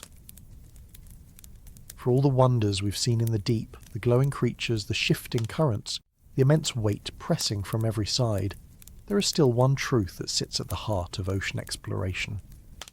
The biggest obstacle isn't the technology, though that is fragile. It isn't the unknown ecosystems, though they are strange. It isn't even the cost, though that is staggering. The greatest obstacle is us. Human bodies are built for a very narrow set of conditions, a thin band of pressure, temperature, light, and oxygen. On the surface of Earth, within that thin band, we thrive. The moment we step outside it, we're exposed as fragile travellers in a heavy world. Consider the simple fact of breathing. On land, breathing is so effortless that we forget it's happening most of the time. Lungs inflate, air rushes in, oxygen crosses into the blood, and life continues without conscious thought. At sea level, the oxygen content of the atmosphere is enough to sustain us, and our bodies are calibrated to balance it perfectly. But move into water, and the first thing taken away is that air. Breathing, the most basic rhythm of our existence, becomes impossible without assistance. Masks, tanks, regulators, all must stand in for the open air, and the deeper we go, the more complicated it becomes. Oxygen, so safe at the surface, becomes toxic under pressure. Nitrogen, harmless in every breath we take, turns narcotic. Even carbon dioxide, the waste we exhale, builds up more quickly when the body is stressed in water. Breathing underwater is not just harder, it is an elaborate juggling act of chemistry, timing, and constant vigilance. Professional divers train for this. They carry carefully mixed gases, shifting compositions as they descend, replacing nitrogen with helium, adjusting oxygen levels to remain safe. They practice decompression schedules, ascending in careful stages so dissolved gases escape the blood safely. A mistake in this choreography can mean dizziness, paralysis, or death. And these are just the rules within a few hundred meters. Beyond that, the limits of our biology shut the door entirely. Even the most skilled divers cannot pass the threshold set by chemistry and pressure. The deep ocean is simply off limits to unprotected human bodies. Temperature adds another limit. Our internal thermostat keeps us near 37 degrees Celsius, and our systems begin to fail if we drift too far from that point. In cold water, heat drains away from us 25 times faster than in air. Even with wetsuits or dry suits, survival is measured in hours at best in near-freezing depths. Hypothermia is not just about discomfort. It clouds judgment, slows reflexes, and robs the body of energy. Muscles cramp, hands lose coordination, minds drift towards sleep. For deep explorers, cold is as dangerous as pressure, gnawing away at both strength and awareness. Machines can be built to resist, but our bodies cannot. Then there is orientation.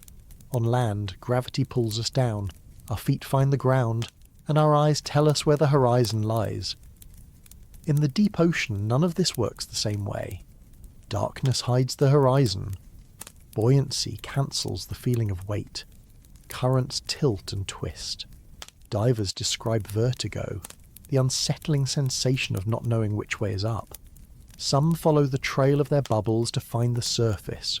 In submersibles, pilots rely on instruments, because the water outside offers no reference points. Our senses, tuned for air and land, falter in the sea. The very act of knowing where we are becomes a struggle. The limits of human endurance go further still. The body depends on subtle balances, of pressure inside ears and sinuses, of fluid in cells, of oxygen in blood. Change those balances and systems fail. Barotrauma can rupture eardrums, crush sinuses and damage lungs. High-pressure nervous syndrome, a condition that affects divers using helium mixtures at great depth, produces tremors, confusion and nausea. Decompression sickness can cripple or kill. These are not rare accidents, but constant risks, reminders that our biology was never meant to leave the thin band of conditions at the surface. Astronauts face challenges too, but there is a difference. In space, the environment is hostile but predictable. A spacecraft can create a bubble of Earth-like conditions, sealed and stable. In the ocean, the environment presses in constantly. A submersible must not only hold air but withstand crushing pressure, shifting currents, freezing temperatures. There is no stable bubble. The ocean insists on contact, on intrusion, on reminding us that we do not belong. Our bodies betray us at every turn. Fragile shells trying to survive in a medium not made for us. Psychology adds another layer. In space, astronauts speak of awe, of the overview effect, of seeing Earth in its entirety. In the deep ocean, explorers describe claustrophobia, anxiety, and the uncanny awareness of being surrounded by weight and dark. The human mind is tuned to light, air, and openness. The deep sea offers none of these. Isolation is total. Communication is limited. The awareness that failure means instant death presses in alongside the water. To sit in a small sphere kilometres below the surface is not just a test of endurance, it is a test of sanity. This fragility shapes how we explore. Most of the ocean's research is done by machines, not people. Remotely operated vehicles, autonomous drones, tethered instruments, they go where we cannot. Even when humans descend, they do so inside protective shells, separated from the environment they are supposedly exploring. We peer through windows or cameras like visitors in an aquarium. Our presence is always mediated, never direct. Unlike the creatures of the deep, whose bodies are made for it, we remain strangers wrapped in armour. And yet, despite all these limits, humans keep trying. We build better suits, stronger submersibles, more advanced life support systems. We train divers to endure longer, to descend deeper, to push the boundaries inch by inch. We refuse to accept the verdict of our biology, even as it reminds us over and over of its fragility. This determination is admirable, but it is also sobering. Each advance is expensive, risky, and temporary. Each dive into the deep is measured in hours, never days. We may extend our reach, but we cannot erase our limits. What makes this contrast striking is how well other creatures do what we cannot. Sperm whales dive to over 1,000 meters on a single breath, holding it for more than an hour. Elephant seals slip to depths of 2 kilometers routinely. Even penguins plunge into frigid waters that would paralyze us in minutes. These animals evolved for the deep in ways we can barely comprehend. Flexible rib cages that collapse safely under pressure, blood that stores vast amounts of oxygen, metabolisms that slow to conserve energy. They are reminders that the deep is not inherently unlivable. It is just unlivable for us. The irony is that we, the species capable of building rockets, computers, and satellites, are undone by something as simple as water. The ocean is not far away. It laps at our feet, covers most of our planet, sustains the climate we depend on. And yet it remains closed to us because our bodies cannot cross its thresholds unaided. We are creatures of air, fragile travellers in a heavy world, limited by lungs, skin and nerves that evolved for land. To truly explore the ocean would mean reimagining ourselves as much as our machines. Still, even in fragility there is curiosity. Divers speak of the silence, the stillness, the strange beauty of floating in another medium. Submersible pilots describe the awe of seeing glowing creatures drift past their portholes, the humbling scale of seafloor ridges and trenches. These experiences remind us why we push against our limits despite the risks. Fragile though we are, we're also restless, unwilling to accept boundaries without challenge. But our bodies set those boundaries, and so the ocean reminds us of humility. It tells us that we cannot simply conquer it with willpower. We need machines, suits, and strategies because our bodies were never meant to belong here.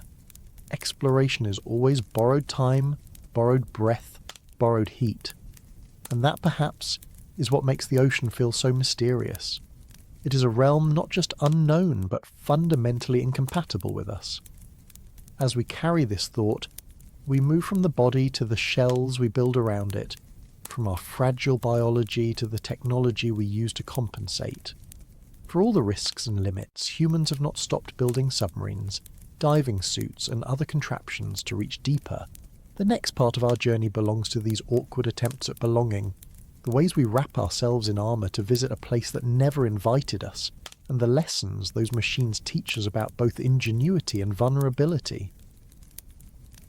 When we admit that our bodies are too fragile for the ocean, the natural next step is to ask what we can build to make up for that fragility. For as long as people have looked at the sea, they have tried to find ways to go under it. Early attempts were little more than experiments in holding breath or carrying air in crude containers. A diver might descend with a stone to weigh them down, and a hollow reed to breathe through. Another might bring a bell-shaped contraption lowered from a ship, trapping air inside long enough for someone to linger beneath the waves. These were clumsy beginnings, dangerous and unreliable, but they carried the spark of the idea that humans could borrow time in the deep if they brought their own pocket of air. The diving bell became one of the first real tools of underwater exploration. A simple chamber, open at the bottom, it trapped air so a person could breathe inside while submerged. It allowed work on shipwrecks, salvage and harbour construction centuries before modern technology. But it had obvious limits. The air grew stale, the pressure unbearable, and the range minimal. Still, it planted the seed of a principle that would guide centuries of engineering. If you cannot adapt your body to the ocean, bring a piece of your world down with you. From bells came suits. At first, they were little more than waterproof outfits with helmets attached, fed by pumps on the surface pushing air through hoses. The image of a diver in a heavy canvas suit, helmet round and brass-ringed, boots weighted with lead, has become iconic.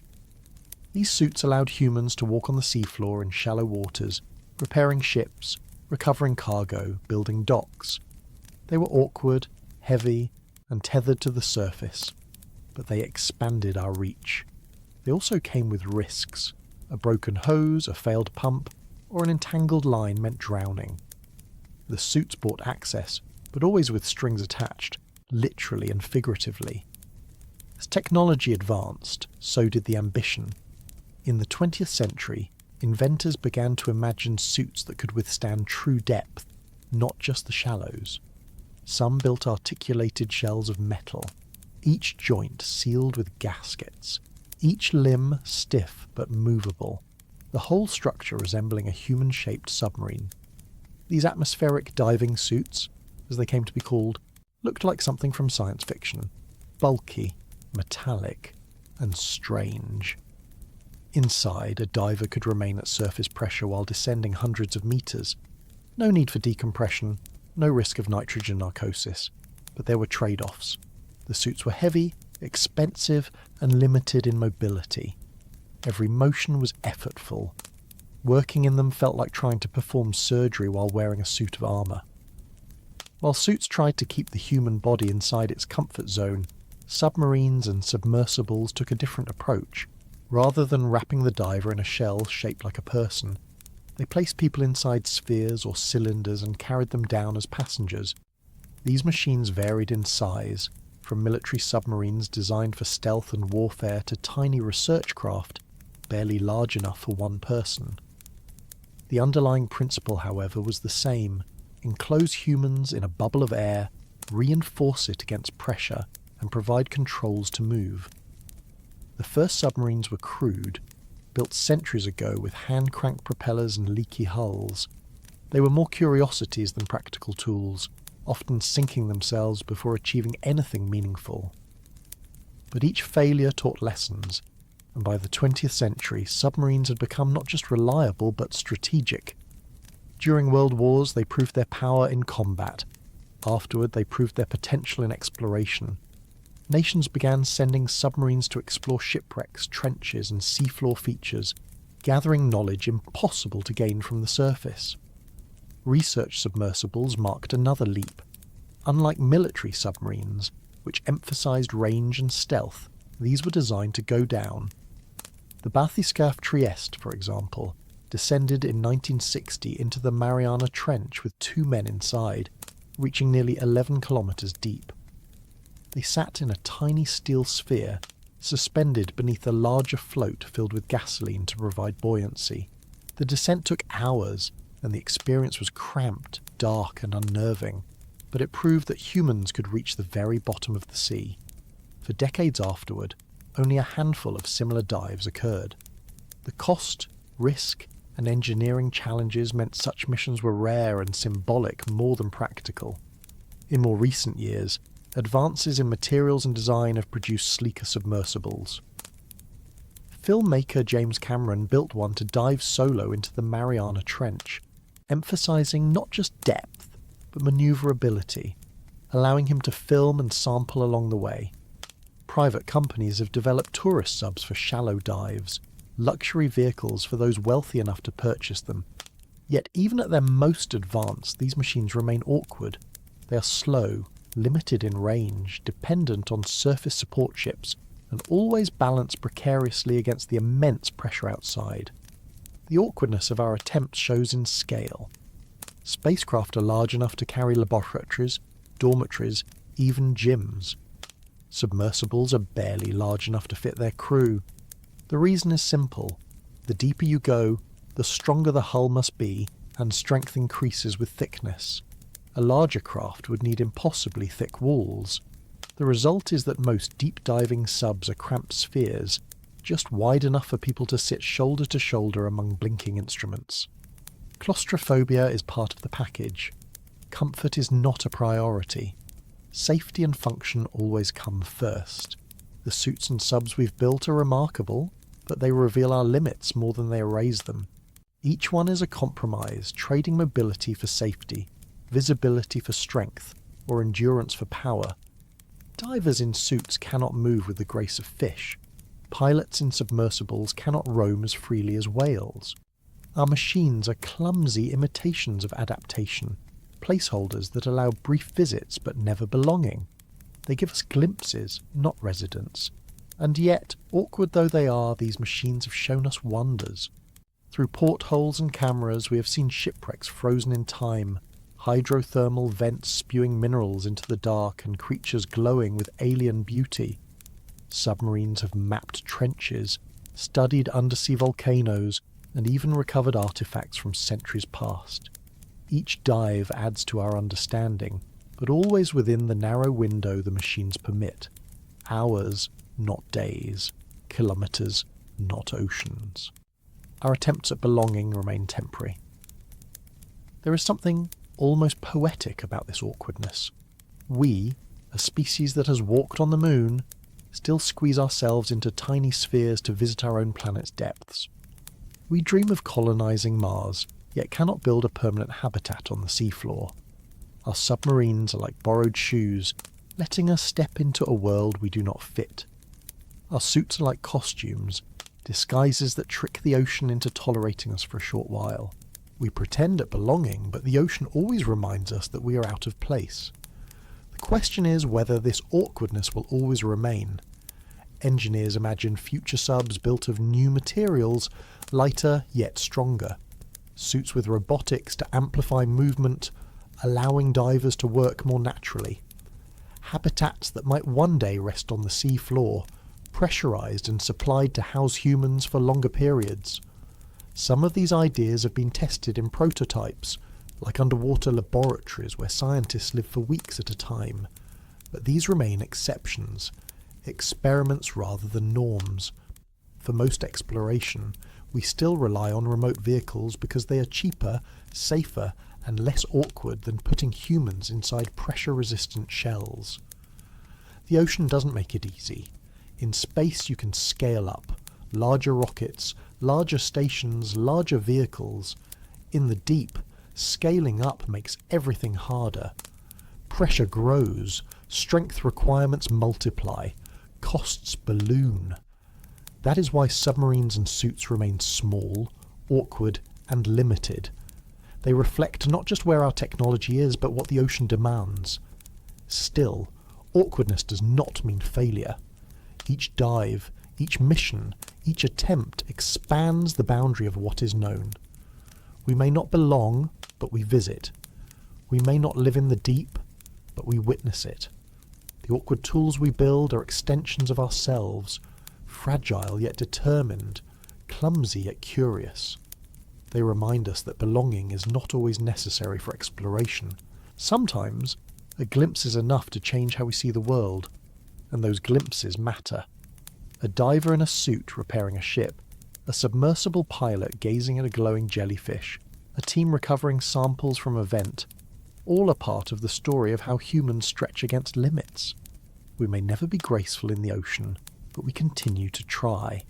Awkward attempts at belonging may not grant us permanence, but they grant us knowledge, and knowledge is what keeps us building, diving, and dreaming. But knowledge comes at a price. Submarines, suits, and support ships are costly, their missions demanding enormous resources. Every hour in the deep represents years of preparation, millions of dollars, and the risk of failure. And that brings us to the next barrier, one less physical but no less real. The sheer cost of curiosity, the economics of exploration, and how money shapes where and how often we dare to descend. Curiosity has always come with a price.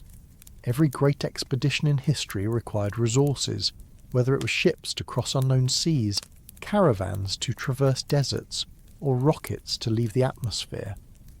But when it comes to the deep ocean, that price multiplies in ways that are hard to imagine. It is not just about money in the abstract. It is about the sheer effort of building machines that can survive where we cannot.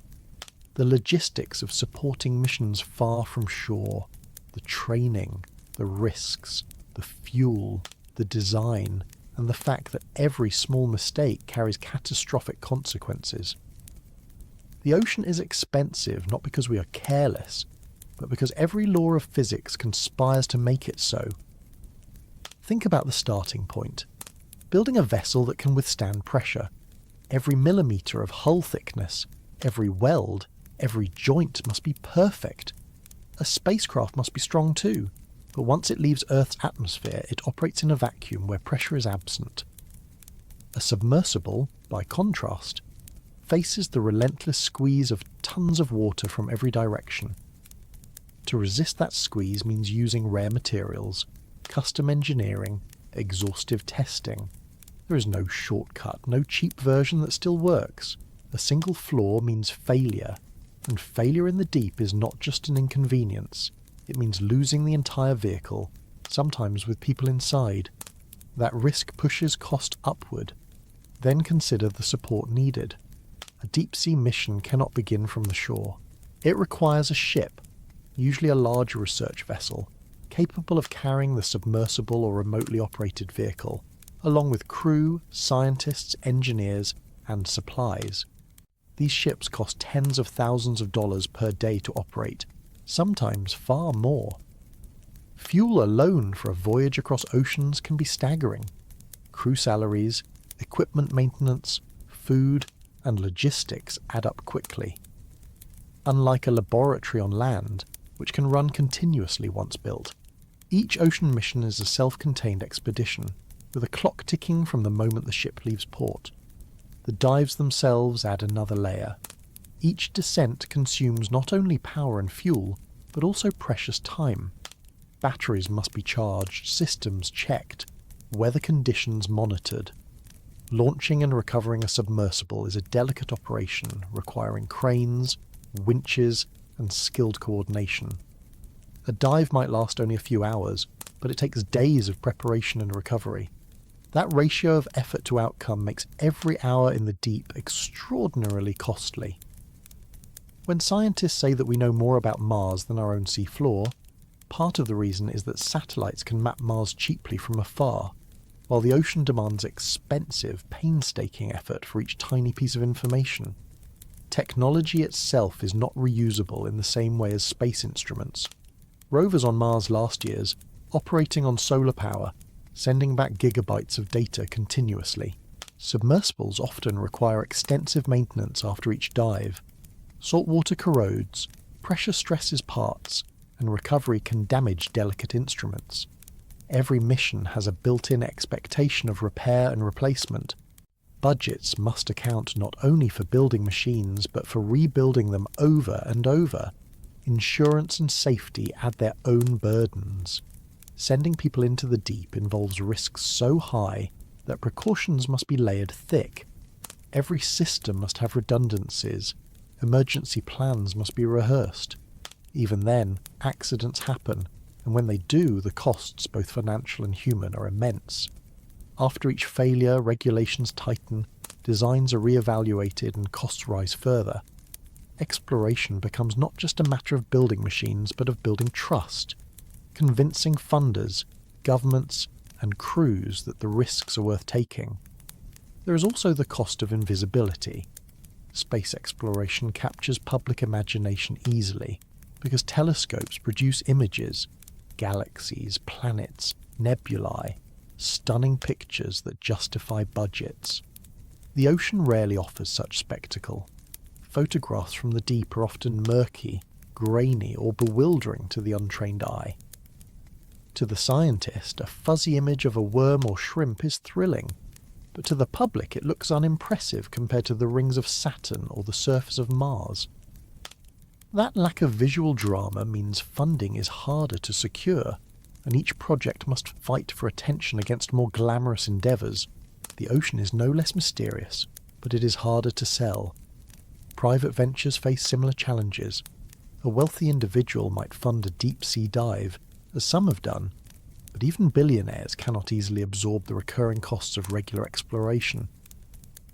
Building one submersible for a record-breaking descent is feasible. Maintaining a fleet, funding crews, supporting long-term science, those require institutions, governments, or global cooperation. This is why only a handful of organisations around the world have consistent access to the deep. It is not a lack of curiosity. It is the economics of maintaining fragile, expensive equipment in a hostile environment. Compare this with space once again. Space agencies can share rockets, satellites, and infrastructure.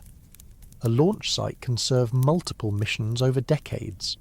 A telescope in orbit continues to collect data long after its cost is paid. The ocean does not grant such efficiency. Each dive is temporary, each mission a reset. Even autonomous vehicles that drift for years must eventually be retrieved, maintained, or replaced.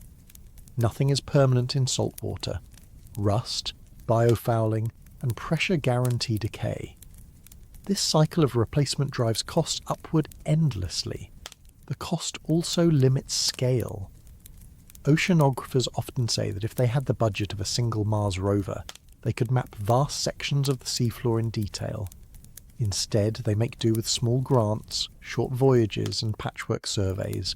The result is a paradox. We spend billions to explore other planets while leaving most of our own planet unmapped and unstudied. Not because we don't care, but because each kilometre of ocean requires more resources than a comparable kilometre in space. There are hidden costs as well, the ones not often discussed. Training personnel takes years. Maintaining expertise requires continuous funding. If a program is cut, the knowledge can dissipate quickly, and rebuilding it later is even more expensive.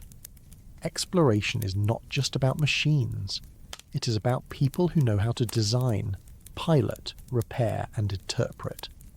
Without steady investment, those skills vanish, and with them the ability to explore.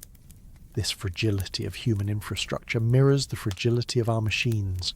Both require constant care. And then there is politics. Funding agencies weigh costs against perceived benefits. Ocean exploration promises scientific knowledge, but not always immediate economic or strategic return. Governments are more easily persuaded to invest in fisheries, shipping lanes, or military submarines than in pure science dives to trenches. The result is uneven support. Some areas of the ocean are studied heavily because they matter economically. Others, equally mysterious, remain untouched because they are harder to justify in a budget. Cost in this sense does not just slow exploration. It shapes its geography. But cost is not only a burden, it also reflects the true difficulty of what we are attempting. To build machines that survive where human bodies collapse, to sustain research in places never meant for us, to retrieve knowledge from an environment that resists at every turn, these are inherently expensive goals. The ocean is reminding us through its costs that exploration is not a casual activity.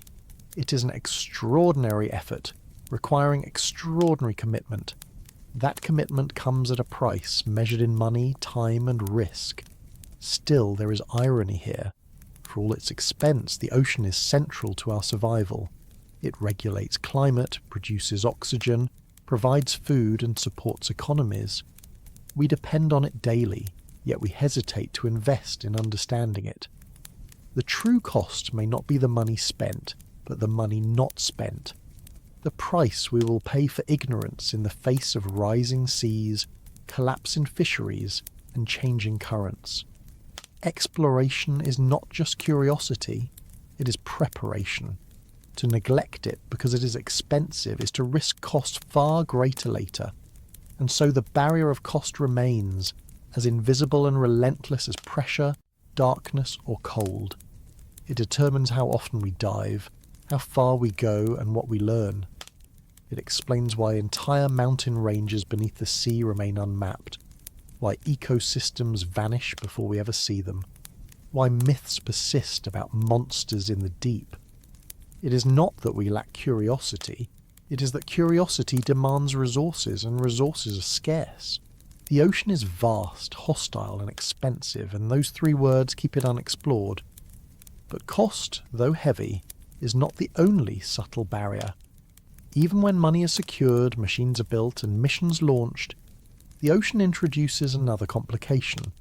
The way sound and silence work differently underwater. Communication falters, navigation becomes strange, and the very physics of the medium force us to rethink how we sense and explore. Having counted the cost, we must now listen to the sea and discover how sound itself reshapes the experience of diving into its depths. When we think of silence, we usually imagine the absence of sound. A quiet room, a library, a moment in nature when the wind pauses and birds stop singing. Silence feels empty, peaceful, sometimes unsettling. But in the ocean, silence means something different. Beneath the surface, sound behaves in ways that defy our instincts. It travels faster, farther, and with strange distortions, so that the deep is never truly silent and never truly predictable. For explorers, this is both a gift and a barrier. A way to sense the unseen, but also a reminder that the rules of hearing on land do not apply underwater. The first thing to understand is speed. In air, sound travels at about 340 meters per second. In water, it travels more than 4 times faster, around 1500 meters per second, depending on temperature, salinity, and pressure. That difference changes everything. On land, we instinctively use the time delay of sound to locate direction. We hear a bird call to the left because the sound reaches one ear slightly sooner than the other.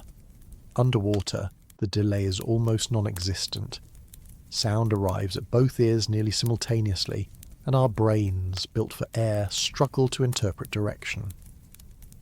For divers, this means disorientation. A noise may seem to come from everywhere at once, a confusion that adds to the alien feel of being submerged. Distance adds another twist. In air, sound fades quickly, shouts vanish within hundreds of meters. In water, sound can travel for hundreds, even thousands of kilometers. The low-frequency calls of blue whales, the largest animals on Earth, can cross entire ocean basins. naval sonar pings echo across seas. For submarines, this is both tool and threat. Sonar allows detection, but it also reveals presence. The ocean is a soundscape stretching beyond imagination, filled with signals both natural and artificial, overlapping and echoing endlessly.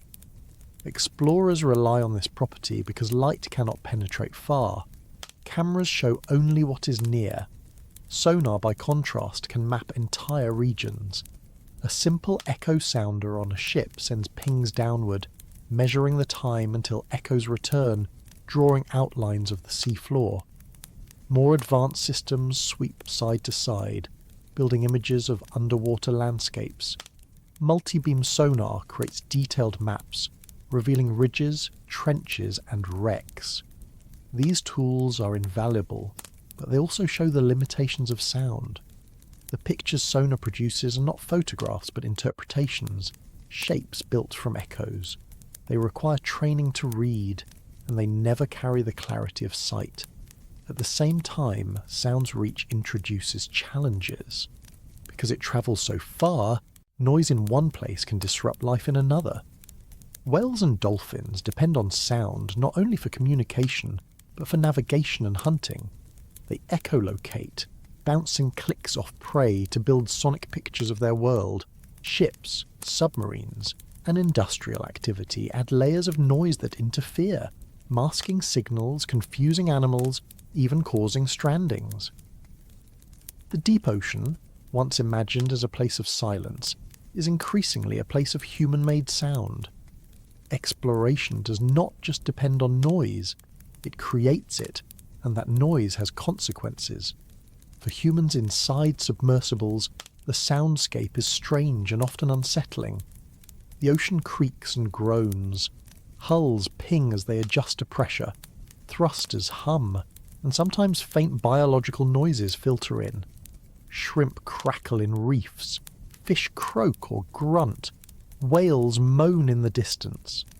To sit in the deep is to be immersed in a constant symphony of sounds, many of which are difficult to identify. Unlike light, which gives clear outlines, sound blurs and blends, leaving explorers unsure what they are hearing. Some describe it as eerie, others as fascinating, but all agree it feels unlike silence on land. It is a different kind of silence, one filled with hidden vibrations. Communication adds another problem. On land or in space, radio waves allow instant transmission. In the ocean, radio fades quickly, absorbed by water within meters. Instead, explorers must use sound to send messages.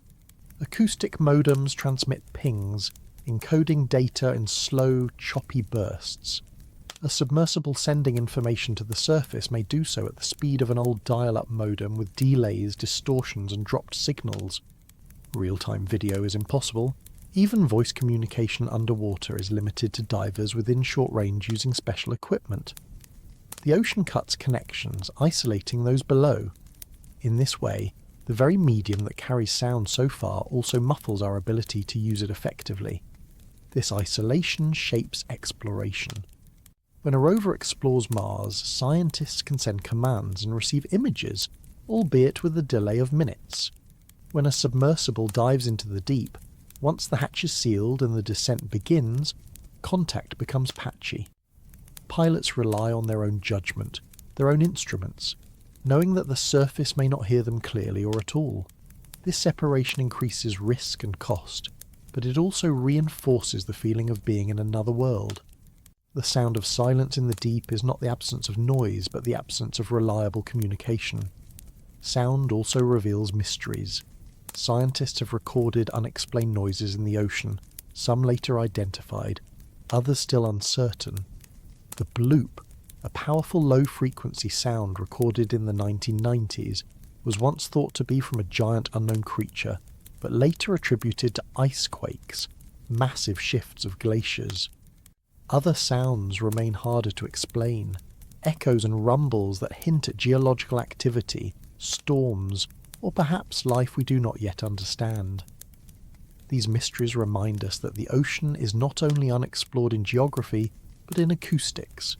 we are still mapping its soundscape, learning what belongs to biology, what belongs to geology, and what belongs to us. For animals, sound is survival.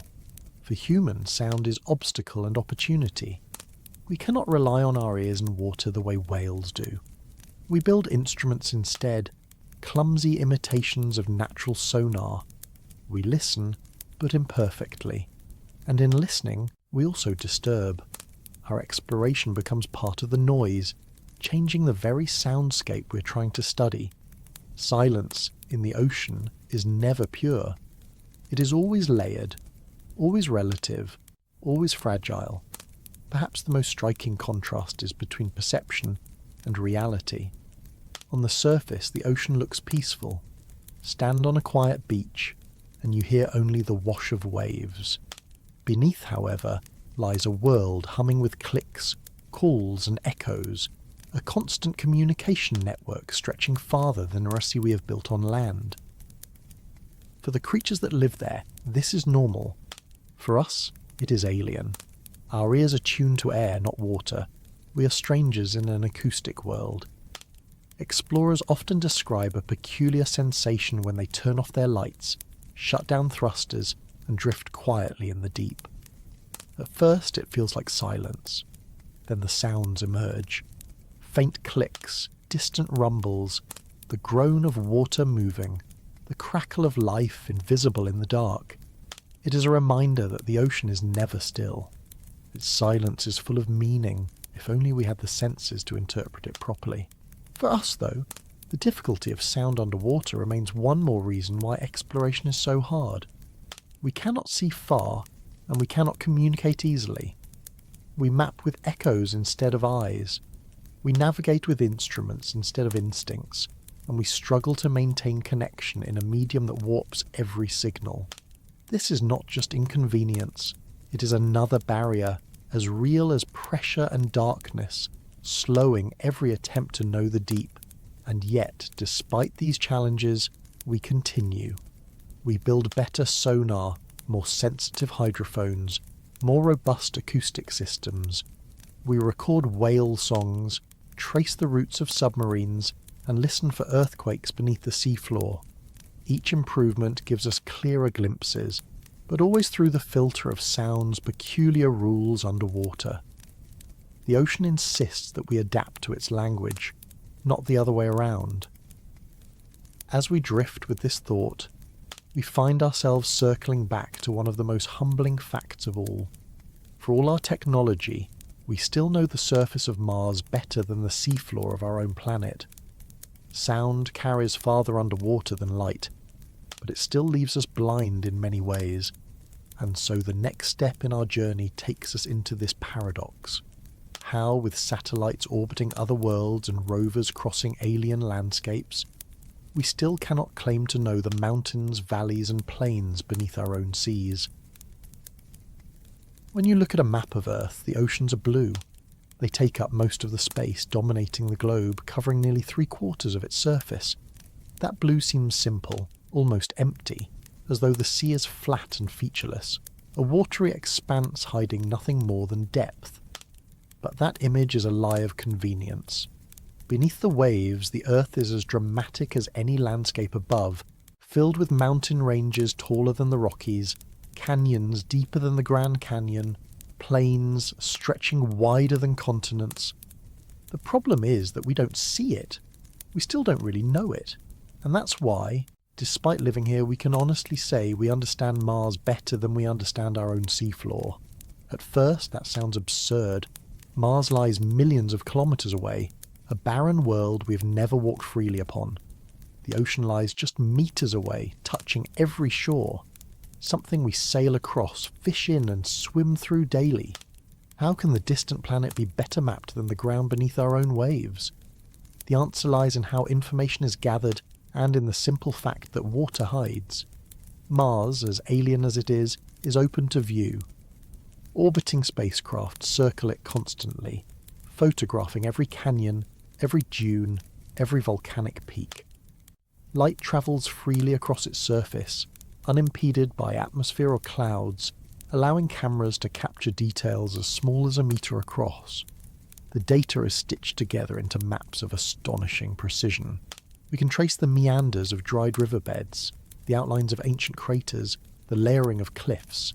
Anyone with an internet connection can look up images of Martian landscapes with more detail than we have for most of our own seabed. That is the paradox. Distance is not the obstacle. Opacity is. Water is opaque to the instruments that map other planets.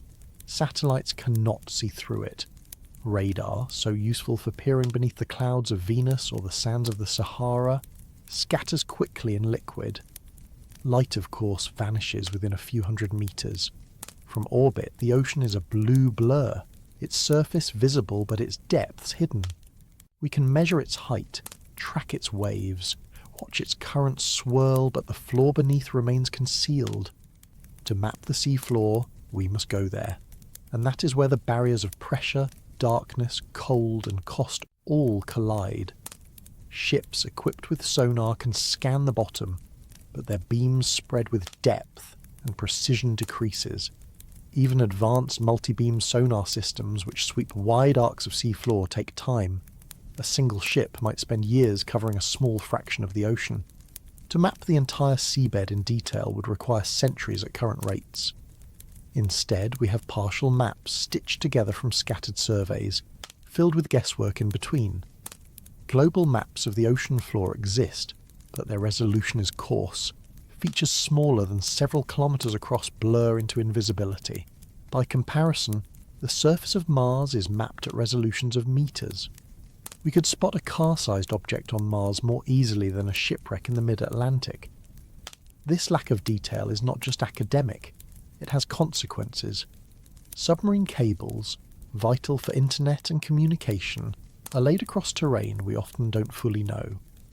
Earthquakes trigger undersea landslides we failed to anticipate because the terrain was unmapped. Planes that crash into the ocean, like Malaysia Airlines Flight 370, vanish into seafloor landscapes so poorly charted that searchers become desperate hunts in darkness. Without precise maps, navigation, safety, and science all suffer.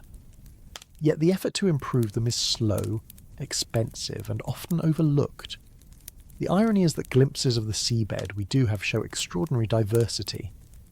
Mid-ocean ridges run like scars across the globe, splitting tectonic plates apart. Volcanic seamounts rise in chains, some rivaling Everest in height, yet hidden completely beneath water. Trenches cut so deep they could swallow entire mountain ranges. Hydrothermal vent fields bubble with strange chemistry. Ancient river channels lie buried beneath sediment. The seabed is not an empty plain. It is Earth's last great wilderness, but one that remains only sketchily drawn. Part of the reason for this neglect is visibility. Politicians, funders, and the public respond more eagerly to images of other worlds than to sonar maps of ridges and trenches. A canyon on Mars excites imagination, while a trench in the Pacific remains abstract. Pictures move people, sonar data does not. The result is that resources often flow to space agencies, while oceanography fights for scraps. This is not because one is more important than the other, but because one shows its wonders more clearly. The ocean hides, and hidden things are harder to love from afar. Technology is improving, but slowly. Autonomous vehicles now roam sections of the ocean, carrying high-resolution sonar to map with greater precision. Initiatives like Seabed 2030 aim to chart the entire ocean floor within this century, combining data from ships, subs, and satellites that infer depth indirectly through gravity measurements. These efforts are monumental, but they face the same barriers: cost, time, and the sheer vastness of the sea. Every step forward reveals how much remains unknown. And so, we live with this strange imbalance. We can watch dust devils sweep across Mars in crisp detail, but we cannot yet say with confidence what lies at the bottom of the South Pacific. We can trace the tracks of rovers across alien plains, but we struggle to follow the contours of ridges that stretch for thousands of kilometres beneath the Atlantic. We know the history of Martian volcanoes better than many of the volcanic systems beneath our own seas. The ocean keeps itself hidden, and in doing so, it keeps us ignorant of our own planet. This ignorance matters because the seafloor is not static. It is active, shaping earthquakes, tsunamis, volcanic eruptions, and even climate. Subduction zones, where one tectonic plate slides beneath another, lie beneath oceans. These are the sites of the world's largest earthquakes, disasters that ripple into human lives across continents. Without detailed maps, our ability to predict and prepare is limited. The price of not knowing is not just curiosity left unsatisfied, it is vulnerability. Explorers feel this keenly. Each dive into the deep reveals landscapes no human has ever seen, even in places close to major coasts. A mountain taller than any in Europe was discovered in the 1990s beneath the Pacific, simply because no one had mapped that patch of seafloor before. Imagine discovering a mountain range on Earth today. That is the scale of what remains hidden beneath the waves. Our planet is not fully known, not fully charted.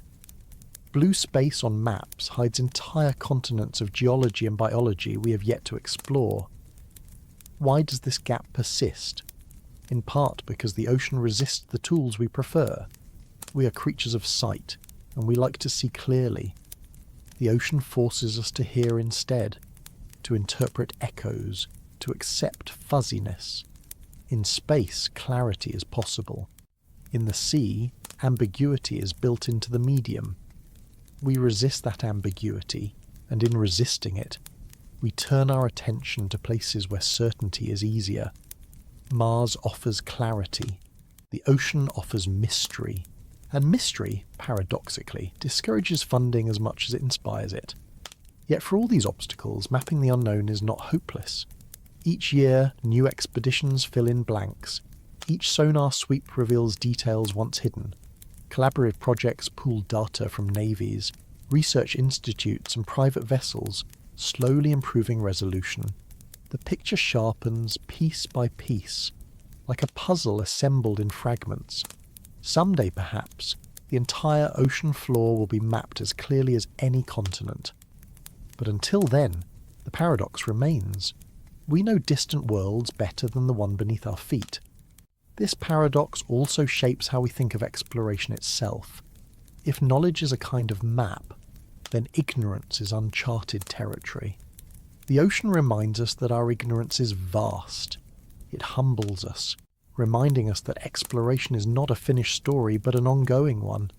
To know the seafloor is not only to satisfy curiosity, it is to complete our picture of Earth, to understand the foundation of the planet we live on. Until then, every map we draw is a placeholder, a sketch over a mystery. And so, we drift from the thought of maps to the tools themselves. For all our advances, the machines we use still fall short. Our sensors are limited, our vehicles fragile, our data incomplete. Even with funding and willpower, technology struggles to keep up with the ocean's demands. To understand why exploration remains partial, we must look at the gap between our tools and the challenges they face, the technology we dream of versus the technology we actually have.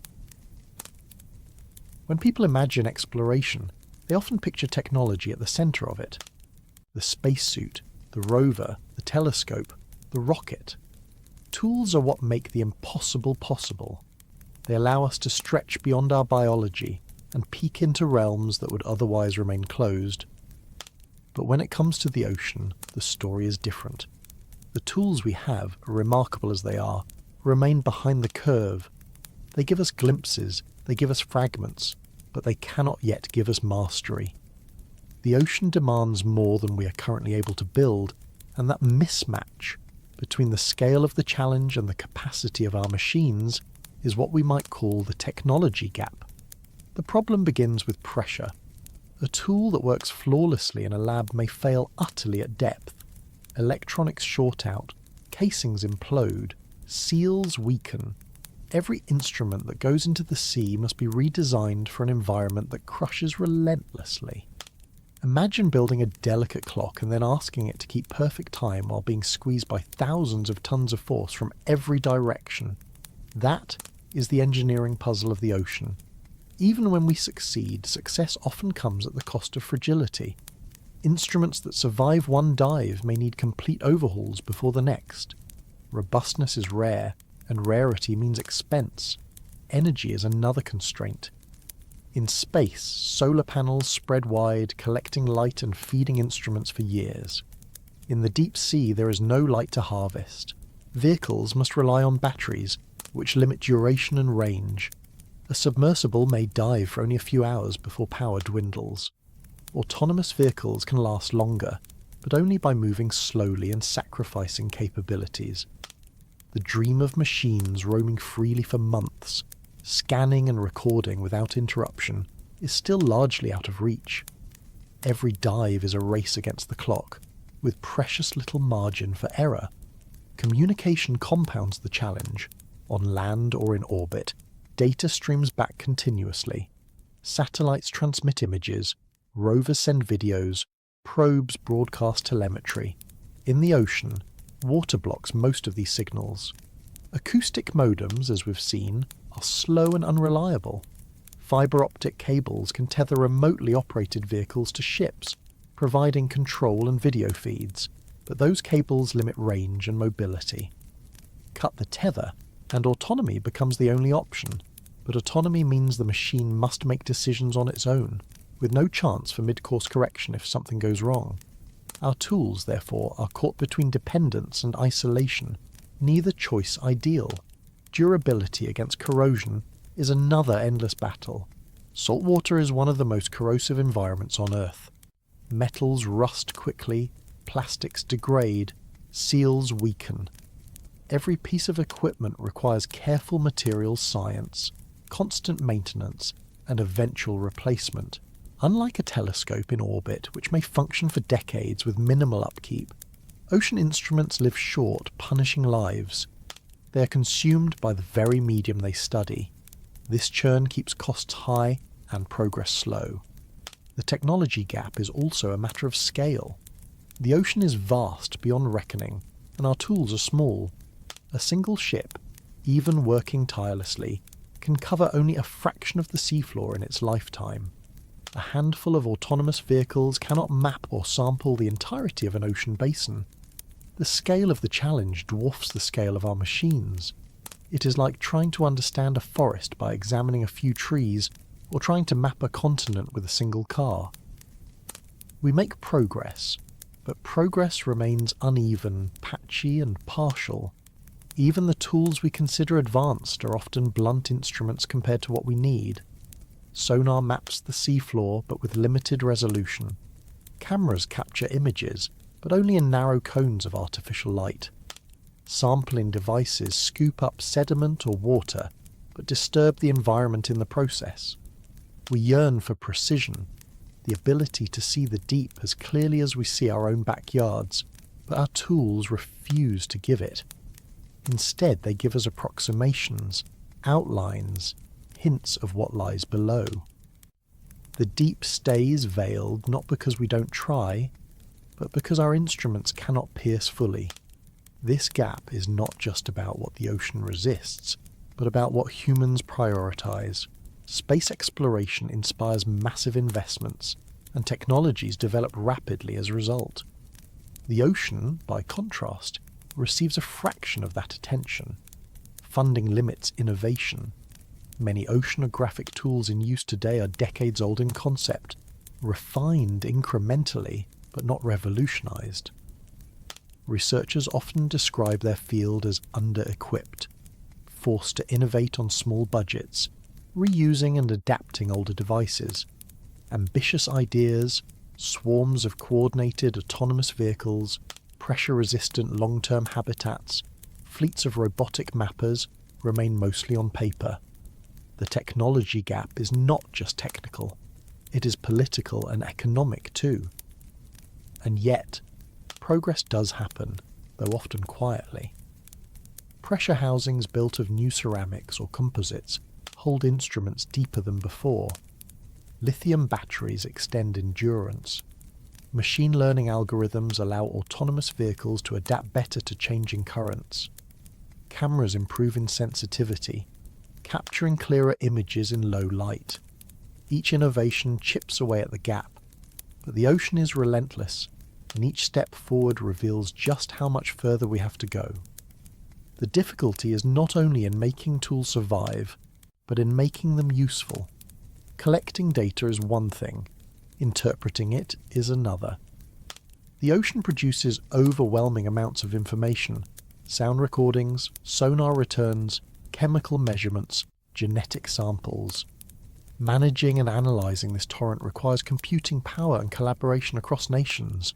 Our ability to collect data often outpaces our ability to make sense of it. The technology gap, then, is not just in machines, but in knowledge. We can gather glimpses of the deep faster than we can integrate them into understanding. Explorers sometimes describe the feeling of futility that comes with this. A single expedition may yield terabytes of data and thousands of samples, but only a small portion will be studied before the next mission. The backlog of unanswered questions grows while the tools to address them lag behind. The ocean always stays one step ahead, larger, stranger, and more complex than our capacity to capture it. This gap has consequences beyond science. It shapes security, commerce, and environment. Submarine detection relies on sonar systems that are imperfect. Resource management relies on seafloor maps that are incomplete. Conservation relies on biological data that is fragmentary. The technology gap means we operate with uncertainty in matters that affect economies, politics, and survival. It is not simply a scientific inconvenience, it is a practical vulnerability. But there is another dimension to this gap, one less discussed but equally important: imagination. We tend to design tools that reflect our expectations. We build subs that look like spheres, suits that mimic our bodies, sonars that imitate eyes. Yet the ocean does not conform to those expectations. Its rules are different, its environment's alien. Perhaps the real gap is between our imagination and the ocean's reality. To close it, we may need to think less about forcing our tools to behave like us, and more about designing them to behave like the creatures that already thrive there. Fish glide effortlessly. Whales navigate through sound. Squid use jet propulsion. If we could mimic such adaptations in machines, perhaps we could close the distance between what we want and what the ocean demands. This is the frontier of biomimicry, building tools inspired by biology. Engineers have begun experimenting with robotic fish that swim with fins instead of propellers, drones that adjust buoyancy like jellyfish, sensors that drift like plankton. These approaches are still in their infancy, but they hint at a way to bridge the gap, not by overpowering the ocean but by learning from it. Technology may never erase the barriers entirely, but it may adapt to them more gracefully, reducing the awkwardness of our attempts at belonging. Even so, the ocean will remain ahead of us. Each improvement in tools reveals more mysteries. A new camera shows creatures we never knew existed. A new sensor detects chemicals we never knew were present. A new mapping system uncovers landscapes we never guessed were there. The technology gap is not a chasm to be crossed once and for all. It is a moving frontier, always retreating as we advance. That is part of the allure. The ocean resists being finished, and so, as we reflect on this gap, we find ourselves drawn to the hidden landscapes that wait beyond our current reach. For every trench we have visited, dozens remain untouched. For every volcano we have surveyed, hundreds lie unmapped. For every vent we have studied, entire fields may exist unseen. The technology we have keeps us chasing the horizon, never quite catching up. But in that chase lies discovery, and discovery is what drives us forward. From here, the story bends naturally toward those hidden features, the volcanoes, the trenches, the architecture of the planet itself that lies beneath the waves. If technology lags, those landscapes remain mysteries. To understand them is to understand not only the ocean, but the Earth itself, and so we turn next to the seafloor's secret architecture, the unseen structures that shape both the planet and our experience of it. Beneath the surface of the sea, hidden under kilometres of water, the Earth is sculpted in ways more dramatic than almost anything on land. We live on continents and islands, we see mountains and valleys, we drive across plains and deserts, and we assume this is the full range of our planet's shapes. But the true architecture of Earth lies not on the land we inhabit, but on the seafloor we rarely glimpse. There, in the darkness and pressure, are features that dwarf anything above sea level. Volcanoes taller than Everest, canyons deeper than the Grand Canyon, mountain ranges longer than the Andes, and plains wider than any desert. The irony is that these are not exotic oddities. They are the majority of Earth's surface, and yet most of us will never see them, because they are hidden beneath water.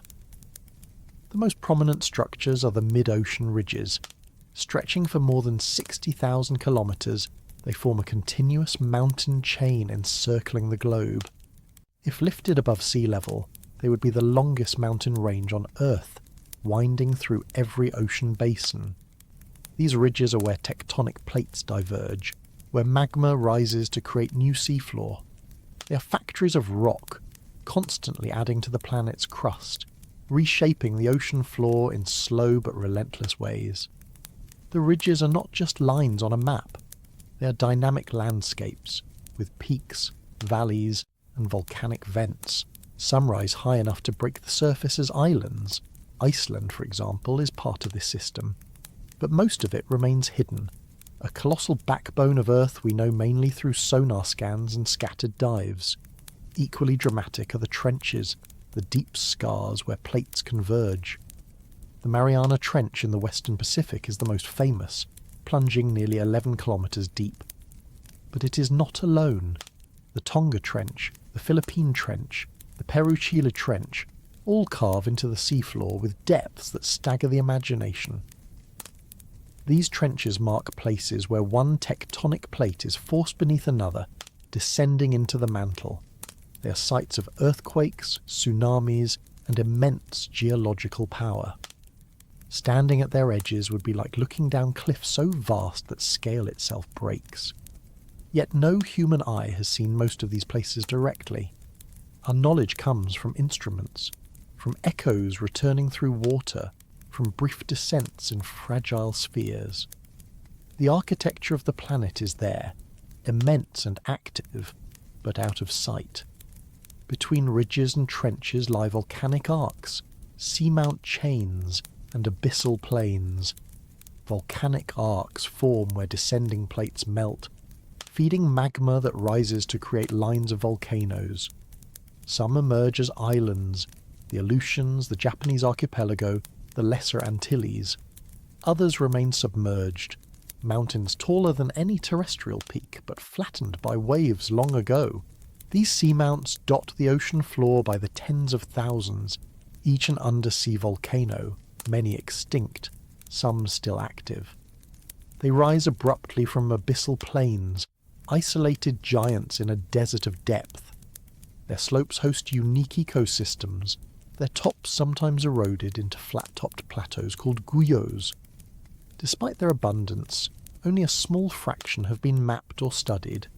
Some scientists estimate that more than 100,000 seamounts over a kilometre tall exist, hidden from sight, shaping currents, habitats, and biodiversity in ways we barely understand. The abyssal plains themselves are no less impressive, though their drama is in scale rather than height. These plains stretch for thousands of kilometres, flat expanses of sediment that cover much of the sea floor. They are some of the flattest surfaces on Earth, yet their emptiness is deceptive. Beneath the sediment lie ancient features, buried volcanoes, ridges and fractures.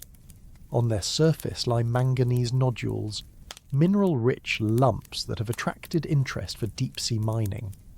Life here is sparse compared to shallower waters, but not absent.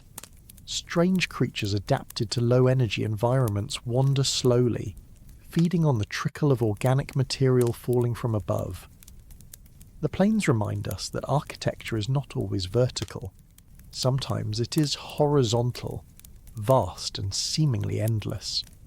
Hydrothermal vent fields, often located along mid-ocean ridges, add another layer of complexity. These are places where seawater seeps into cracks, heats up by magma, and bursts back out rich in minerals. The minerals precipitate into chimneys that rise like spires, some taller than houses. They are not mountains in the traditional sense, but they are part of the seafloors architecture, growing and collapsing in cycles, reshaping landscapes in miniature. Around them, life gathers in abundance, forming oases in the deep. The architecture here is both geological and biological, shaped by chemistry as much as by tectonics. One of the most humbling aspects of this architecture is its invisibility. On land, mountains inspire awe because we see them. They tower over us, visible reminders of Earth's power. Underwater, the same mountains exist, but we rarely imagine them. Few people, when thinking of the Himalayas, also picture the undersea ridges that dwarf them in length. Few realise that most volcanic activity on Earth happens not in familiar mountains like Vesuvius or Fuji, but in submarine volcanoes erupting unseen. The architecture of Earth is weighted toward the ocean, but our imagination remains fixed on land. This hidden architecture also plays a central role in Earth's systems. Mid-ocean ridges release heat and chemicals that influence ocean chemistry. Trenches recycle crust into the mantle, driving plate tectonics. Seamounts redirect currents, creating upwellings that fertilise surface waters. Even abyssal plains, flat as they seem, record Earth's history in layers of sediment, capturing climate cycles, extinctions and cosmic impacts. The ocean floor is not just a backdrop, it is an active participant in planetary processes. To ignore it is to miss the foundation of Earth's story. Exploration of this architecture remains fragmentary. Submersibles have visited trenches only a handful of times. Seamounts are often discovered accidentally when ships pass overhead. Abyssal plains have been sampled at only a few points, their vastness otherwise untouched. The ridges, though studied in parts, remain mostly unmapped in detail. Every new survey reveals features we did not expect. New volcanoes, new vents, new fault systems. It is as if we are still in the age of early terrestrial exploration, when entire continents were being sketched for the first time. The ocean floor is our last great terra incognita, a map still waiting to be drawn. Part of the awe comes from realizing how dynamic this architecture is. Mountains rise and erode on land over millions of years. On the seafloor, new crust forms continuously, trenches swallow it, volcanoes erupt, vents collapse, sediments settle. The architecture is alive in geological time, reshaping itself constantly. Earth's surface is not static. It breathes, moves, and shifts beneath the water, reminding us that the ground beneath our feet is temporary, part of a cycle driven by forces we cannot see directly. For explorers, glimpsing this architecture is transformative. Pilots of submersibles describe descending into canyons that vanish into darkness, their walls stretching upward out of sight. Scientists aboard research vessels describe the shock of sonar revealing seamounts taller than any building rising from nothing. Divers near shallow volcanoes describe the strange feeling of standing on slopes that continue down into blackness, knowing that the mountain beneath them is far larger than the island above. These are encounters with the true scale of Earth, hidden but undeniable. The architecture also shapes imagination. Myths of undersea kingdoms, lost continents, and monsters often reflect subconscious awareness of landscapes we could not see. The idea of Atlantis, a city swallowed by the sea, echoes the reality of submerged plateaus and drowned coastlines. The fear of trenches as bottomless voids echoes the true depth of places like Mariana. Even today, stories of undersea volcanoes erupting with enough power to change weather capture attention because they reveal how much happens beneath our awareness. The architecture of the planet is not silent.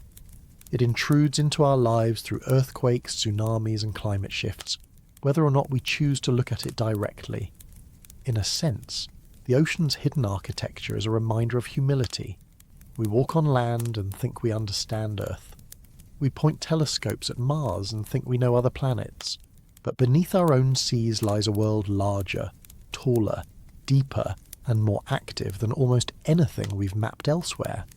It is our foundation, our planet's skeleton, and yet it remains largely unseen.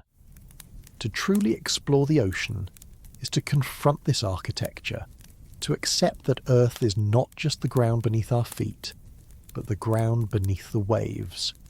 And so, having traced these ridges, trenches, and plains in our imagination, we return to the human perspective. For while these structures are awe-inspiring, they also confront us with feelings we rarely discuss. To stand at the edge of a trench in a submersible, to drift above a seamount in darkness, to hear the creaks of a hull in the silence of the abyss, these are not just scientific moments, they are psychological ones. The ocean's architecture does not just challenge our tools, it challenges our minds. And that brings us to the next barrier, not of geology or engineering, but of the human psyche. The fear, loneliness, and strangeness of entering an environment so vast and indifferent. The ocean is not just a physical barrier, it is also a psychological one. For every obstacle of pressure, cold, or darkness, there is an equal obstacle in the human mind. The unease of isolation, the dread of the unknown, the quiet fear of being surrounded by endless weight and endless blue. To understand why we cannot truly explore the ocean, it is not enough to talk about geology or engineering. We must talk about psychology, because the mind carries limits as real as any hull or oxygen tank. On the surface, the sea inspires calm. People sit on beaches, watching waves roll in, listening to the rhythm of water against sand. The horizon stretches wide, and the openness feels freeing. But the moment you leave the surface, that openness turns into something else. Descend just a few meters and the world closes in. The light dims, the sounds shift, the water presses. Look around, and you see nothing but blue fading into darkness. There is no horizon, no sky, no landmarks. The human brain, tuned for land with its points of reference, begins to feel unmoored. It is not just disorientation, it is a creeping sense of being in a place that does not belong to you. Divers often describe this sensation as both beautiful and unsettling. In the shallows, the water is bright, filled with life, coral and colour. But push deeper, and the beauty thins. Shadows grow, sounds distort. The world feels empty. Some people thrive in that emptiness, calling it peaceful. Others feel unease, growing with every metre. A primal discomfort that is hard to name. It is not claustrophobia, because the space is infinite. It is not agoraphobia, because the space is enclosed. It is something in between, a unique psychological space where the mind cannot categorize what it is experiencing. That unease deepens when true darkness comes. In a submersible, as you pass the last reach of sunlight, you're surrounded by blackness so complete that your eyes strain in vain. Turn off the lights, and the void is absolute. This is not like closing your eyes in a dark room, because even then your ears hear walls, your skin senses boundaries. In the deep ocean, there are no boundaries to sense. The darkness is infinite in every direction, and the only certainty is that it is filled with water pressing against you. That realization can trigger panic. The mind begins to conjure shapes, to imagine movement in the black. Even trained explorers describe feeling watched, surrounded, though instruments register nothing nearby. Loneliness is another weight. In space, astronauts feel isolation, but they also see Earth shining below, a reminder of connection. In the deep ocean, there is no such view. Once the hatch closes and descent begins, contact with the outside world grows faint, distorted by slow acoustic signals. You sit in a small sphere with one or two companions, cut off from the rest of humanity, surrounded by silence that is not silence at all. The groans of the hull, the distant pops of shifting water, the faint hum of machinery, all serve as reminders that you are alone in a place that does not care if you survive. Loneliness here is not just the absence of people. It is the awareness of being beyond reach, beyond rescue, beyond recognition.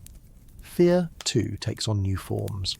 On land, fear usually has an object, a predator, a storm, a cliff edge. In the deep ocean, fear is ambient. It is the knowledge of pressure waiting to crush if a seal fails. It is the awareness that no one can reach you if systems break. It is the uncertainty of what might drift out of the dark, whether creature or current. This fear is not sharp, but dull, gnawing, steady. It is the background hum of every moment spent below. Experienced explorers learn to manage it, to keep focus on tasks, but it never fully leaves. The ocean always whispers that you do not belong. Even those who never descend feel echoes of this psychology. Stories of shipwrecks, lost submarines, or deep-sea disappearances stir imaginations. Myths of monsters lurking in trenches resonate because they speak to something primal. The fear of drowning, of being swallowed by water, is one of humanity's most ancient. The ocean magnifies that fear by multiplying it across scale. Not just drowning in a river or lake, but drowning beneath kilometres of water, lost in an endless expanse. The psychological barrier is not limited to those who go down. It permeates cultures, shaping how we imagine the sea. For scientists and explorers, acknowledging this barrier is part of preparation. Training for deep-sea missions involves not just technical skills, but psychological resilience. Submersible crews must remain calm in confined spaces for hours, maintaining composure when instruments fail or conditions worsen. Divers practice managing panic responses, slowing their breathing, keeping rational thought in situations where instinct screams to flee upward. This training works, but it also reveals how fragile the mind is when confronted with alien environments. The ocean does not just test machines, it tests resolve. There is also the effect of scale. On land, landscapes have limits. A mountain ends at its summit, a desert at its edge. In the ocean, scale is unbounded. You can dive for hours and still not touch bottom. You can drift in any direction and find only more of the same. That sense of endlessness can overwhelm. It erodes the mind's ability to hold perspective. People describe feeling both insignificant and exposed, as if the ocean is too large to comprehend and yet entirely surrounding them. This paradox, of being lost in something boundless yet trapped within it, creates a unique psychological pressure. It weighs not in tons per square inch, but in thoughts per second. Some explorers find meaning in this. They describe it as humbling, even spiritual, a confrontation with something greater than themselves. Others find it destabilizing, even haunting, a reminder of human fragility. Both reactions speak to the same truth. The ocean is not just a place. It is an experience of scale and indifference that reshapes how people think. To truly explore it would mean not only surviving physically but also adapting mentally, learning to exist in a state of awe, fear, and solitude without breaking. The psychological ocean extends beyond individuals. It shapes societies too. Nations hesitate to invest heavily in deep exploration partly because the ocean feels forbidding. Space inspires dreams of new frontiers, colonization, even hope for humanity's future. The ocean inspires caution, dread, even avoidance. Its mysteries are framed less as promises than as threats. That cultural psychology influences where resources go, and so the deep remains unexplored, not just because of cost or technology, but because of collective hesitation. And yet, we cannot ignore it. The ocean surrounds us. Its moods affect our weather, its currents shape our climate, its ecosystems feed us. To treat it only as fearsome is to miss its central role in our lives. The psychological barrier, then, is not meant to stop us but to remind us. The ocean demands respect. It forces us to confront limits, to admit fragility, to balance curiosity with humility.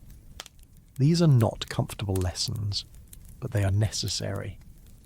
Explorers who return from the deep often describe lasting effects.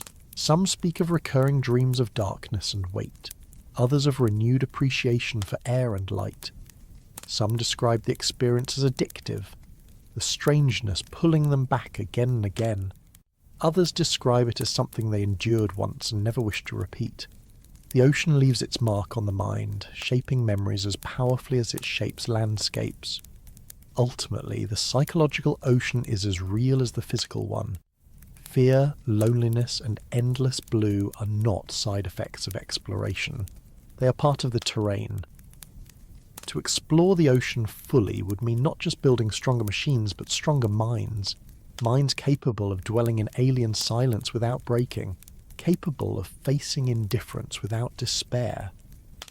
Until then, the psychological barrier remains one more reason why we cannot truly explore the sea. And yet, even as we consider these mental challenges, we must also remember how fragile the frontier itself is. For all its power and immensity, the deep ocean is vulnerable to us. Exploration brings risk not only to explorers, but to the environments they study. The next step in this journey is to consider that fragility, the paradox that the ocean, which feels indestructible, is in fact delicate, and that our attempts to explore can sometimes do harm to the very mysteries we wish to protect. When people imagine the deep ocean, they often picture it as untouchable. It seems too vast, too remote, too powerful for humans to truly affect. The pressure alone feels like an eternal defence. The darkness, like a barrier we could never cross. The scale too large for us to leave more than a scratch. Yet this impression is misleading. For all its immensity, the ocean is fragile. Its ecosystems are delicately balanced, its creatures finely tuned to extreme conditions, its processes easily disturbed. And the irony is that exploration, the very act of trying to study and understand it, can sometimes cause harm. The frontier is fragile, and every step we take into it carries risk, not only for us, but for the world we're trying to explore. One way to understand this is to look at how life in the deep survives.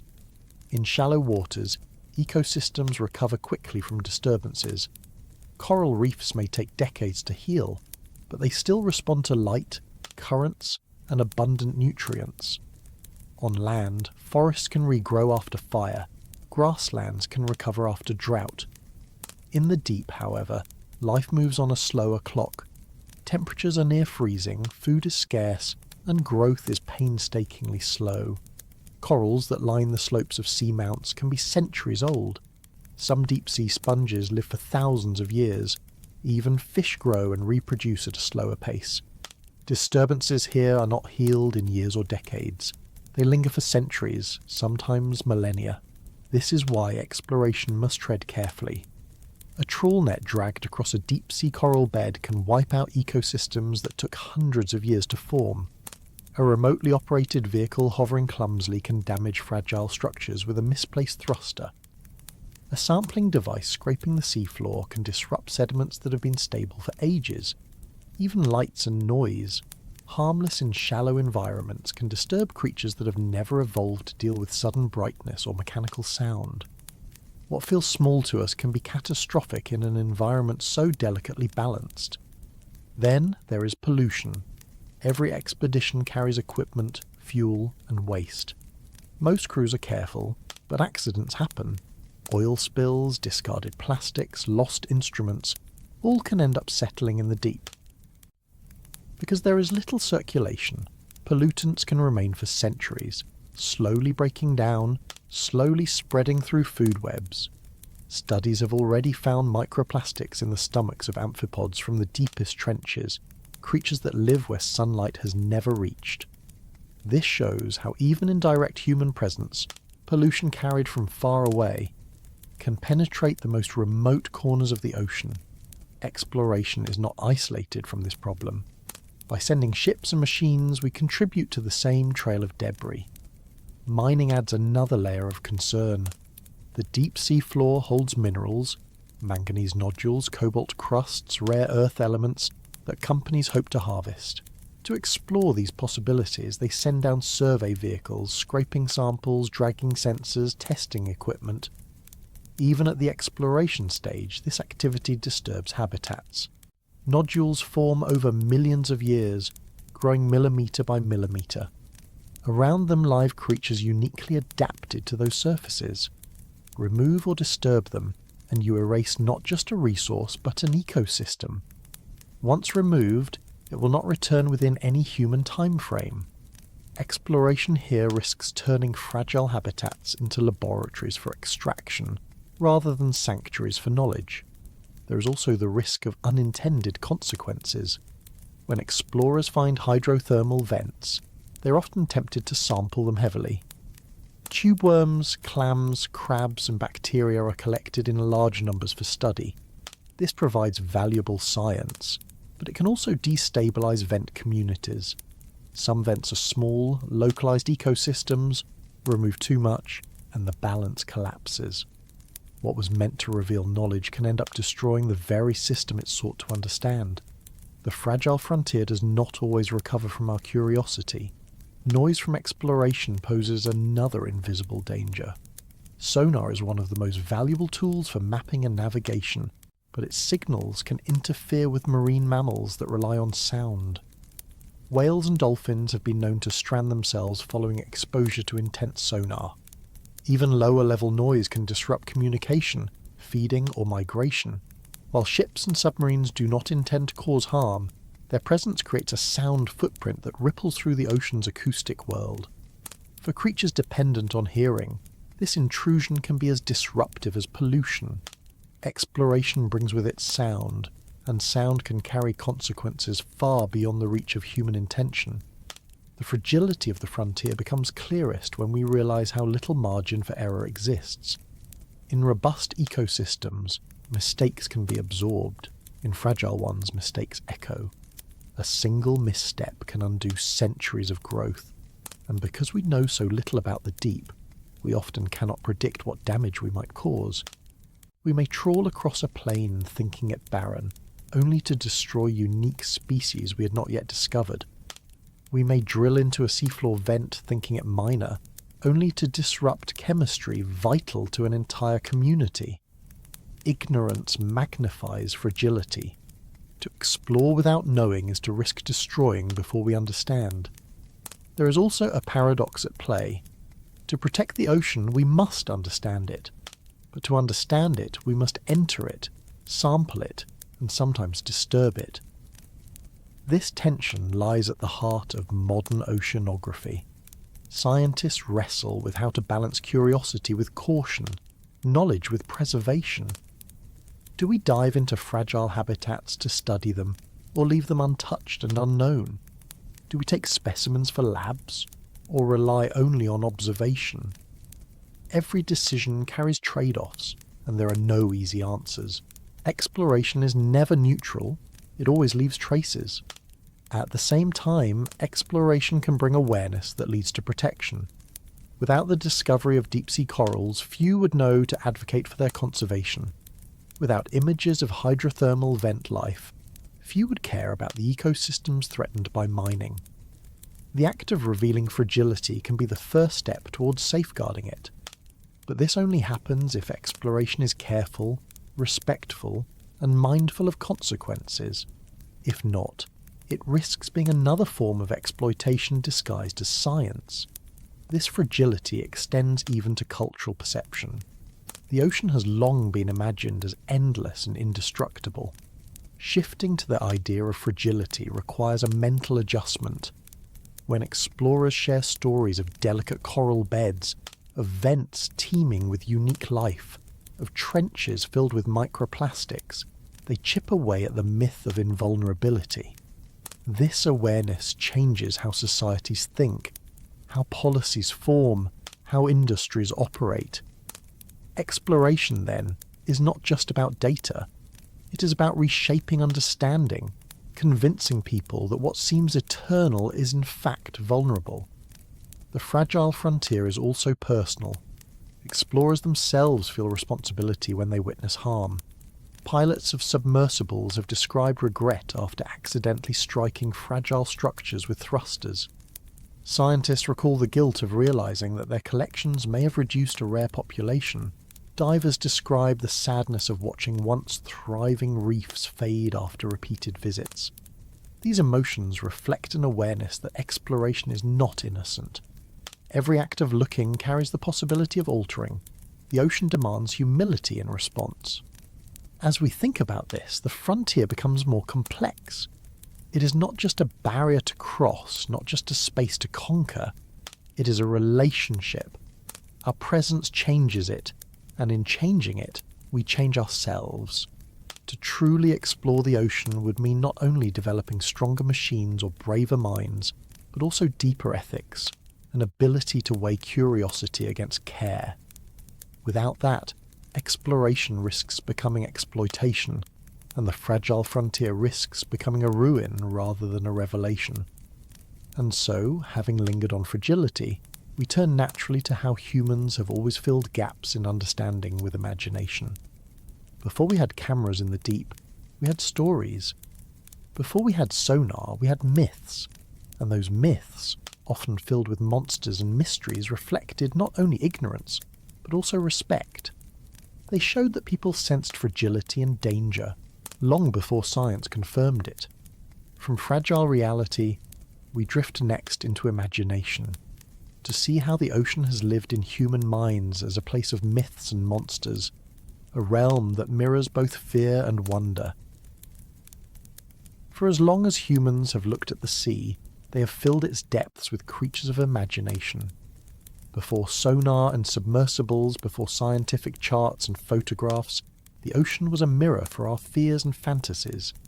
Sailors staring at endless horizons wondered what waited beneath the waves. People living on coasts heard strange sounds from the surf, found enormous bones or carcasses washed ashore, and tried to explain them. In every culture touched by the ocean, myths of monsters emerged. These stories were not simply entertainment. They were attempts to give shape to the unknown, to make sense of the mystery of a world that felt both essential and terrifying. In ancient times, the ocean was imagined as a realm of gods and beasts. The Greeks spoke of Poseidon, ruler of the sea, whose moods brought storms and calm. They told of sea serpents coiled beneath the waves, of Scylla and Charybdis lurking near straits, ready to devour sailors who strayed too close. The Norse spoke of Jörmungandr, the Midgard serpent, so vast it encircled the world. In Polynesian traditions, ocean deities shaped islands and guided voyagers, embodying both danger and sustenance. These myths reflected the double nature of the ocean. It gave life through fish and trade, but it also took life through storms and shipwrecks. To imagine it as populated with monsters was to give it personality, to acknowledge that it could not be trusted or fully known. As exploration expanded, so did the catalogue of creatures. Medieval maps of the world often included drawings of sea monsters in the margins, fish with human faces, dragons with fins, whales large enough to be mistaken for islands. These images were not idle decoration. They served as warnings, visual reminders that the ocean was full of hazards. To a sailor venturing into the unknown, the thought of serpents and leviathans was no less real than the threat of storms. Fear of monsters became a way to embody the unpredictability of the sea itself. The kraken is one of the most enduring of these myths, described in Scandinavian stories as a giant octopus or squid, large enough to drag ships under. It haunted sailors' imaginations for centuries. Reports of huge tentacles rising from the water, or of whirlpools formed by its descent, circulated widely. We now know that giant squids do exist, reaching lengths of over 10 metres, and colossal squids even larger. Though these animals are reclusive and rarely seen, they explain how fragments, tentacles found in whale stomachs, carcasses washed ashore, could feed legends. The The Kraken was not a fantasy born from nothing. It was a myth built around glimpses of real creatures, amplified by fear and awe. The Leviathan of biblical tradition held similar weight, described as a monstrous sea serpent, untamable and immense. In Jewish, Christian and Islamic texts, it symbolized chaos, the uncontrollable force of the deep. Its presence in scripture reflects how universal the ocean's mystery was. Even far from coasts, cultures incorporated sea monsters into cosmology, treating the ocean as a metaphor for the unknown forces that humans could never master. To name those forces as monsters was to acknowledge their power, while also making them part of human storytelling. Sailors returning from voyages often contributed to these imaginations. Tales of mermaids, half human and half fish, were common.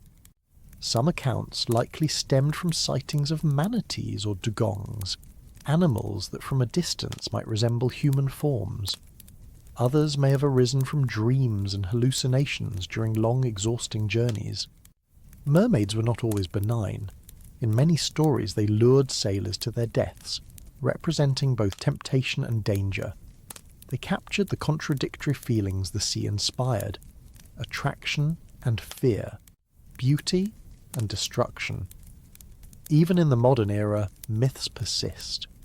Reports of sea serpents surfaced in the 19th century, fueled by encounters with oarfish, long ribbon-like fish that can grow over 10 meters and occasionally wash ashore. Sightings of strange lights in the water, likely bioluminescence, were described as glowing monsters. Submarine crews in the world wars sometimes reported shapes they could not identify, shadows moving through sonar, noises unlike anything they had heard before.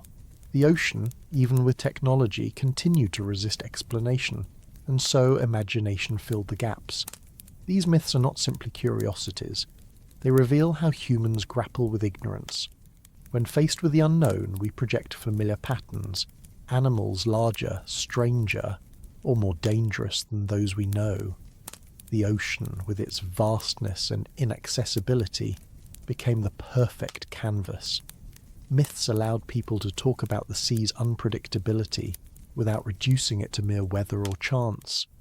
Monsters were metaphors for danger, reminders that humility was necessary in the face of the deep. Science has not erased these myths but transformed them. The discovery of giant squid in their natural habitat confirmed part of the Kraken legend. The finding of deep-sea creatures with bizarre shapes, fish with transparent heads, eels with massive jaws, jellyfish glowing like lanterns, feeds imaginations even today. Photographs from deep dives are shared widely not just because they are scientific, but because they feel mythic, like glimpses of creatures from stories made real. The line between myth and discovery blurs, showing that imagination and exploration are not opposites but companions. Culturally, the ocean remains a stage for monsters.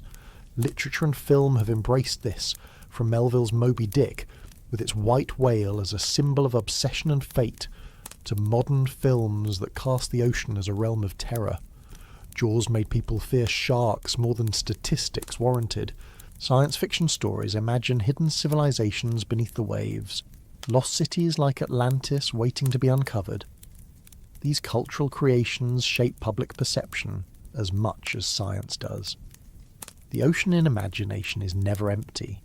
It is always populated, always alive with presences that challenge and threaten us. Even in dreams, the ocean takes on monstrous qualities. Psychologists note how water often symbolizes the subconscious, vast and uncontrollable. To dream of drowning, of being pursued by sea creatures, of being lost in endless blue, reflects anxieties that the waking mind cannot articulate. The ocean becomes a symbol of the unknown within ourselves, and monsters embody fears we carry but do not name. Myth, in this sense, is not just about the sea, it is about the human mind using the sea as a mirror. This mirror continues to reflect as exploration advances. When James Cameron descended into the Mariana Trench, many headlines invoked the Kraken, joking about what might rise from the depths. When researchers release new footage of strange fish or jellyfish, the language often turns mythic, alien, monstrous, otherworldly. Even with science at the forefront, myth lingers as the language we use to make sense of strangeness. The deep ocean does not need monsters invented. Its real inhabitants are mythic enough. But myths also serve a purpose in keeping attention alive. People may not be inspired by sonar maps of ridges, but they are captivated by stories of glowing creatures or giant squids. The mythic framing draws people in, giving science a narrative hook. The challenge is to balance awe with accuracy, to use imagination without letting it distort reality beyond recognition. Because the ocean's true fragility, as we saw before, can be obscured if we focus only on monsters and forget ecosystems. Yet imagination is unavoidable. The ocean demands it. Its hidden architecture, its strange creatures, its resistance to being fully known. These invite storytelling. Myths of monsters are not distractions. They're expressions of curiosity, fear, and wonder. Emotions as much a part of exploration as instruments and funding. They remind us that the unknown is not empty but full, not silent but resonant, not inert but alive in both fact and imagination.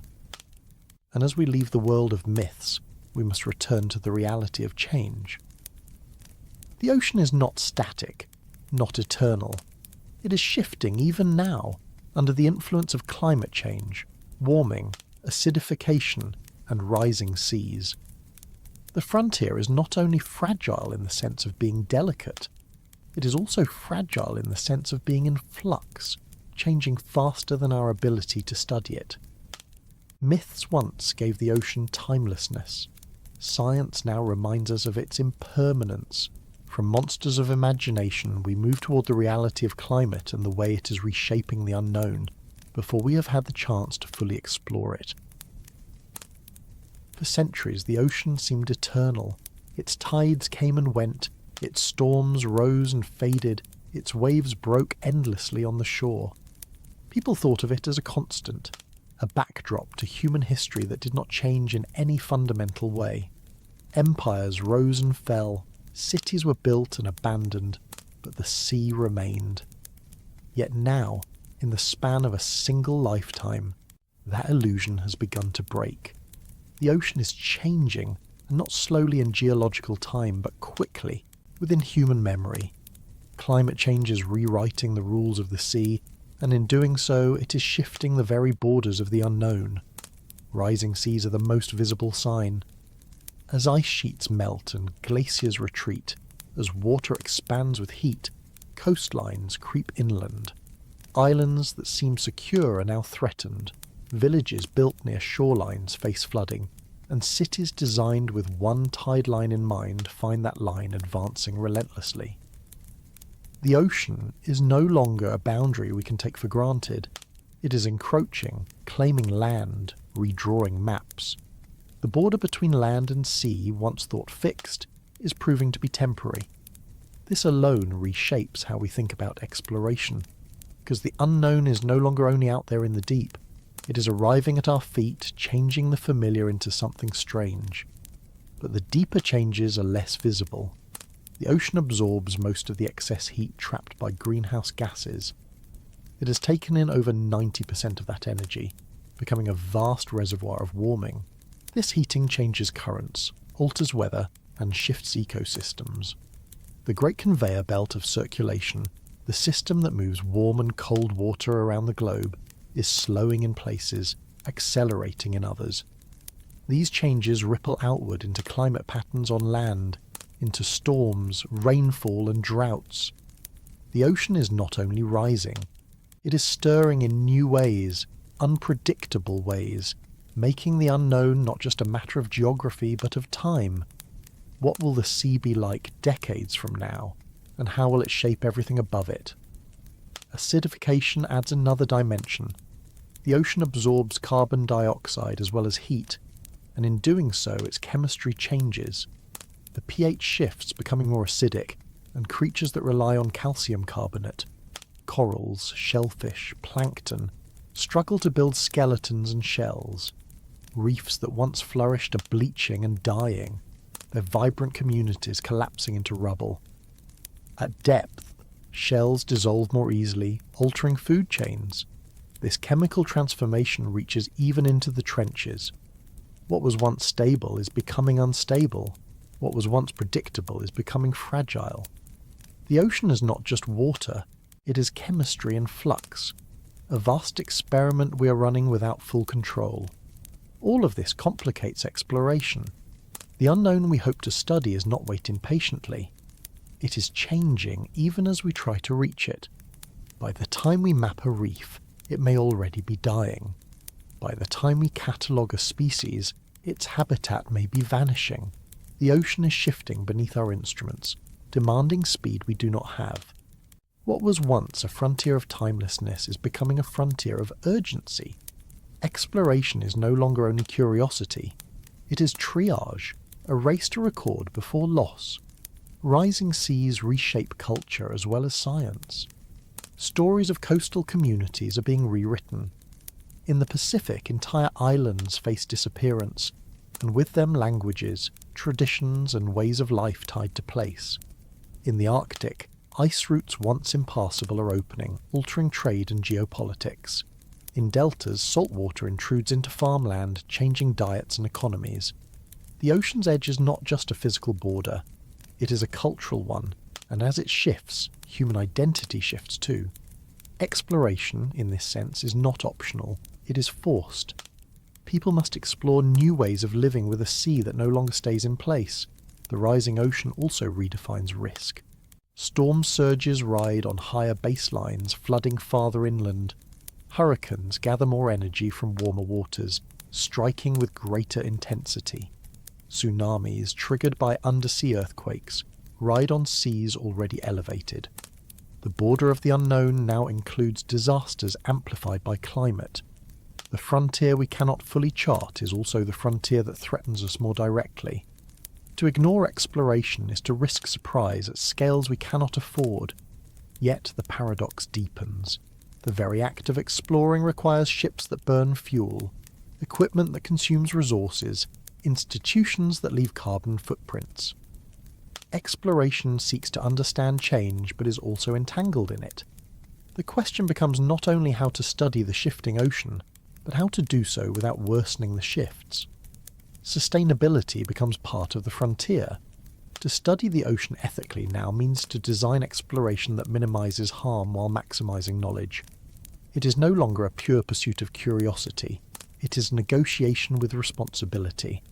There is also the matter of perception. For centuries, myths cast the ocean as timeless. Climate change is shattering that narrative, but public imagination lags. Many still see the sea as unchanging, eternal, immune. Exploration, then, must serve not only science, but communication. To show people that the ocean is fragile, to make them understand that it is changing rapidly, is as important as measuring currents or cataloguing species. Without that awareness, the urgency of exploration will not translate into action. The unknown will remain distant in minds, even as it rises onto doorsteps. For those who venture into the deep today, the shift is tangible.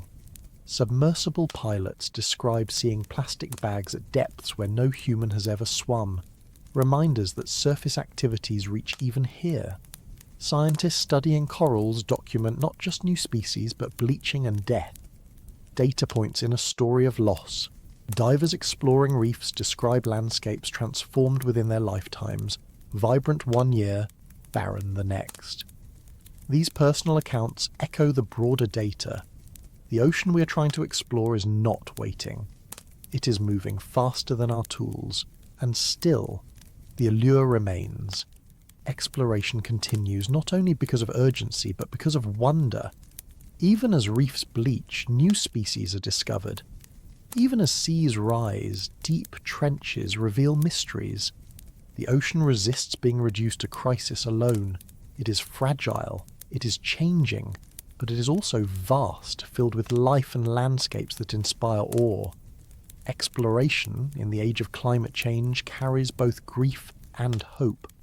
It becomes not only a search for knowledge, but a search for meaning in a world we are altering. The rising sea also connects us more deeply to other frontiers. Climate change blurs the line between ocean and atmosphere, between biology and geology. Melting ice alters salinity, which alters circulation, which alters climate on land. The borders of the unknown are not confined to the deep. They reach into weather, agriculture, politics, migration. To explore the ocean now is to explore a web of consequences that touch every part of human life. The frontier is no longer remote, it is everywhere. In this way, the unknown is shifting not only outward but inward. The ocean has always been a mirror of imagination, but now it becomes a mirror of responsibility. The monsters we once placed in it were symbols of fear. The changes we now measure in it are reflections of ourselves. Rising seas and warming waters are not alien forces, they are the results of human action. The unknown we confront is not simply the ocean's mystery, it is our own future, refracted through water. And so, as we drift from this recognition, the story bends again.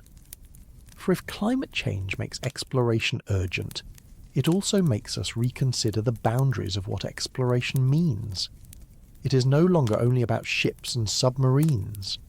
It is about satellites tracking currents, communities adapting to tides, policies deciding how coastlines are defended. Exploration has become planetary, a collective act of adjusting to a shifting sea.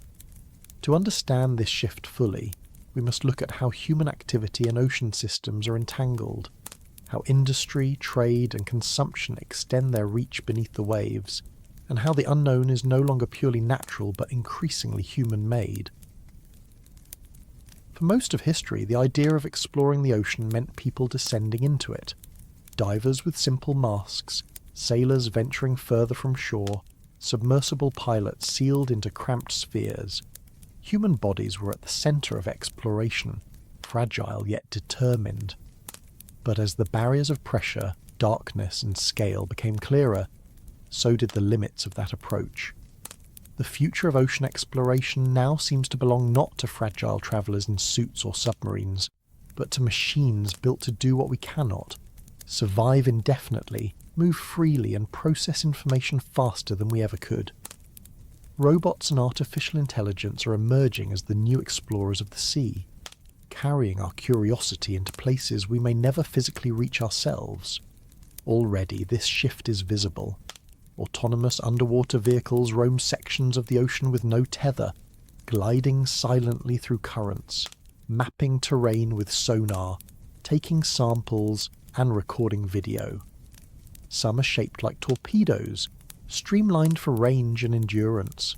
Others resemble gliders, adjusting buoyancy to move up and down through the water column slowly but efficiently. These machines can cover distances far greater than any diver or submersible, staying below for weeks or months before surfacing to transmit data. They are not dependent on oxygen, not vulnerable to panic or fatigue. They extend the human presence into environments where human presence is nearly impossible. Remotely operated vehicles remain equally important. Tethered to ships by cables that provide both power and communication, they allow scientists to explore in real time, steering robotic arms, zooming cameras, and manoeuvring thrusters from the safety of the surface. These machines bring the deep into labs aboard ships, making it possible for teams to watch and react without ever descending themselves. Their arms collect samples of corals, their cameras capture strange creatures, their sensors record data on chemistry and physics. They represent the compromise between autonomy and control, between distance and connection. The future pushes both of these further. Advances in battery technology promise vehicles that can stay submerged for months or even years, wandering entire basins without returning to the surface. New materials and designs promise machines that can withstand greater pressures with less bulk, reaching trenches routinely rather than exceptionally. AI offers the possibility of vehicles that are not just pre-programmed but genuinely adaptive. Machines that can recognize when they see something unusual, choose to investigate, and send back only the most relevant information. Instead of sifting through endless terabytes of raw data, scientists might receive curated discoveries made by the machines themselves. The ocean's scale demands such intelligence, because no team of humans could ever process every detail. Robotic swarms are another frontier. Instead of a single expensive submersible covering a small area, fleets of cheaper, smaller robots could spread out, working cooperatively like schools of fish. They could map vast sections of seafloor simultaneously, track migrating animals across oceans, or monitor environmental changes in real time. Coordinated by AI, such swarms could adapt dynamically, clustering around points of interest, dispersing to cover ground, relaying information across networks. This would transform exploration from a slow, piecemeal process into something continuous and expansive. Above the surface, satellites will remain essential partners.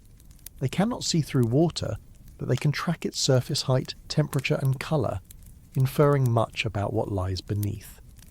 Combined with robotic fleets below, they create a two-layered system, one watching from above, one from within. Together, they would provide a level of coverage we have never had before. The unknown would not disappear, but it would shrink. The dark maps would begin to fill in. The role of humans in this future becomes more symbolic. Instead of descending themselves, they descend through proxies. They design, guide and interpret, but they no longer need to risk their bodies against crushing pressure. For some, this is liberating. It allows exploration to scale in ways impossible before. For others, it is bittersweet. The intimacy of being physically present in the deep, of watching darkness press against a viewport, of hearing the creaks of a hull may fade. Exploration becomes mediated, translated through screens and data streams. The romance of the lone explorer gives way to the efficiency of fleets of machines. Whether this feels like loss or progress depends on how one values presence. AI will not only control vehicles, but also interpret patterns. Already, algorithms are being trained to identify species from video footage, to recognize geological formations, to spot anomalies in sonar data. As these systems improve, they may notice things humans would miss: subtle variations in movement, faint echoes of hidden structures, statistical patterns in environmental data. The ocean's complexity is too vast for human attention alone. AI extends perception, making it possible to grasp connections invisible to unaided minds. In this sense, the future of exploration is not just about machines entering the ocean, but about machines expanding our very concept of what exploration means. There are risks in this reliance. Autonomous machines can fail, wander, or disappear. AI can misinterpret, classify wrongly, or miss what matters most. Trusting machines to carry exploration means accepting that we may lose some control, some directness. Ethical questions also arise. If robotic swarms can extract samples at scales far greater than before, how do we ensure they do not damage fragile ecosystems in the process? If AI chooses what to report, how do we ensure it does not filter out discoveries that matter?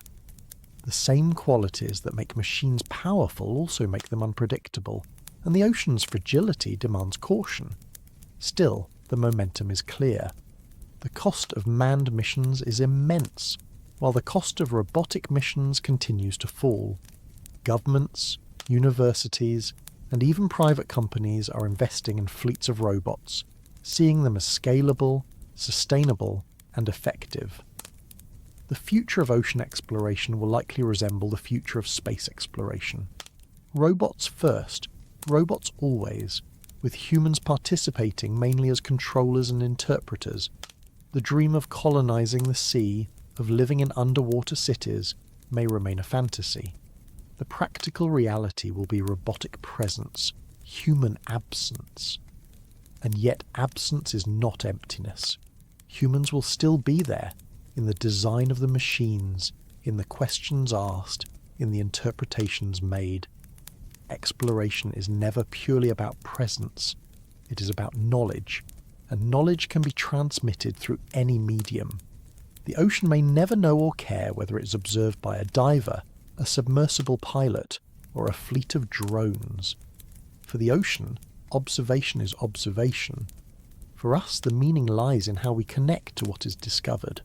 Robots do not replace curiosity, they extend it. The horizon of new frontiers is vast. Imagine networks of sensors embedded across the seafloor, continuously measuring currents, chemistry, and tectonic movement. Imagine AI systems tracking whale migrations in real time, correlating them with climate data. Imagine fleets of drones patrolling trenches, recording volcanic eruptions and vent activity as they happen. Imagine robots carrying labs within them, analysing samples instantly rather than returning them to ships. These visions are not distant science fiction. They are plausible extensions of technologies already in development. The future of exploration is not just descent. It is integration, a web of machines and minds spread across the sea. And even as machines take over much of the work, humans will still descend occasionally, not because it is efficient, but because it is meaningful. Just as astronauts still travel to space despite robots being more practical, divers and explorers will still seek the deep for the experience itself. To sit in darkness, to feel the ocean press around you, to see with your own eyes what no one has seen before, this cannot be replaced. Robots may carry the bulk of exploration, but humans will remain its storytellers, carrying back not only data but emotion, not only facts but meaning. The ocean, then, will not be conquered by machines. It will be opened by them, slowly, carefully, incompletely. For all the advances, mysteries will remain. The ocean is too vast, too strange, too dynamic to ever be fully known. AI and robots will expand the frontier, but they will not erase it. They will give us new ways of looking, new ways of listening, but the unknown will endure, shifting always beyond the reach of complete knowledge. That endurance is not a failure of technology, it is the essence of the ocean itself. And so, as we look ahead, we see a future where exploration is no longer a heroic dive into darkness by a few, but a constant network of observation by many. The frontier becomes less about singular feats and more about collective systems. But beneath that future lies the same truth as always. The ocean resists being fully known. Robots and AI may push the border outward, but mystery remains, and mystery is what keeps us looking. From this vision of technology and new frontiers, we drift naturally toward the last question of all, not what the ocean holds, but what it means for us to keep seeking, to keep asking, and to keep wondering why we look into the deep at all. For all the effort we've spent talking about pressure, darkness, cold, cost, technology, and imagination, the ocean remains what it always was, a mystery. Every fact we've gathered, every sample, every sonar map, every dive, is still only a fragment. The unknown stretches wider than the known, and perhaps it always will. That may be the point. To expect the ocean to give up all its secrets would be to misunderstand it. It is not a vault to be emptied. It is a mirror that reflects back our own limits, our own longings, and our own dreams. When we imagine the deep, we are imagining ourselves as much as the water. Our fear of drowning, our fascination with monsters, our urge to map, our push to send machines where bodies cannot go, all of it says as much about what we are as about what the ocean is. It becomes a stage on which human qualities play out. Courage and caution, wonder and greed, humility and ambition. The ocean is vast enough to hold them all. That is why it has always served as a mirror for civilization, showing us who we are at the same time as it hides what it contains. For some, the ocean is a dream of escape. Writers and thinkers imagine leaving behind the constraints of land, sinking into a world that feels both alien and infinite. Science fiction fills its depths with cities, utopias, and new beginnings. For others, the ocean is a dream of terror, a nightmare of drowning, monsters, and endless weight. These dreams, opposite as they seem, are both true. The ocean can be nurturing and terrifying, giving and taking, generous and merciless. To dream of it one way or the other is to capture only a fraction. The whole truth lies in holding both. As explorers, we are drawn not just by facts but by feelings. Scientists measure currents, map ridges, and sample chemistry. But many of them admit that what drew them in the first place was awe. The first time they saw a strange fish glowing in the dark, or the first time they watched a hydrothermal vent spouting like an undersea geyser, they felt something beyond data. They felt connection, wonder, humility. Those feelings fuel the work as much as funding or instruments. Without them, exploration would be empty. The ocean is not just an object of study. It is an experience of mystery. Mystery itself is valuable. In a world increasingly mapped, catalogued and measured, the ocean resists completion. It insists that there are still frontiers, still questions without answers, still spaces that cannot be turned into tourist attractions or catalogue entries. This resistance is not frustrating. It is necessary. Humans need mystery as much as they need knowledge. Without it, curiosity fades, imagination dries up, and meaning shrinks. The ocean keeps mystery alive, and in doing so, it keeps us alive in a deeper sense. It reminds us that we have not reached the end of discovery. At the same time, the ocean is practical, grounding us in survival. It regulates climate, produces oxygen, provides food, shapes weather, and anchors economies. It is not only a symbol but a system, not only a dream but a reality. To neglect it, to assume it is too big to fail, is to misunderstand the fragility we have already traced. The dream of the ocean as eternal clashes now with the reality of the ocean as vulnerable. Rising seas, warming currents, and bleaching reefs remind us that mystery does not mean indestructibility. What we fail to care for can be lost, and what is lost may not return.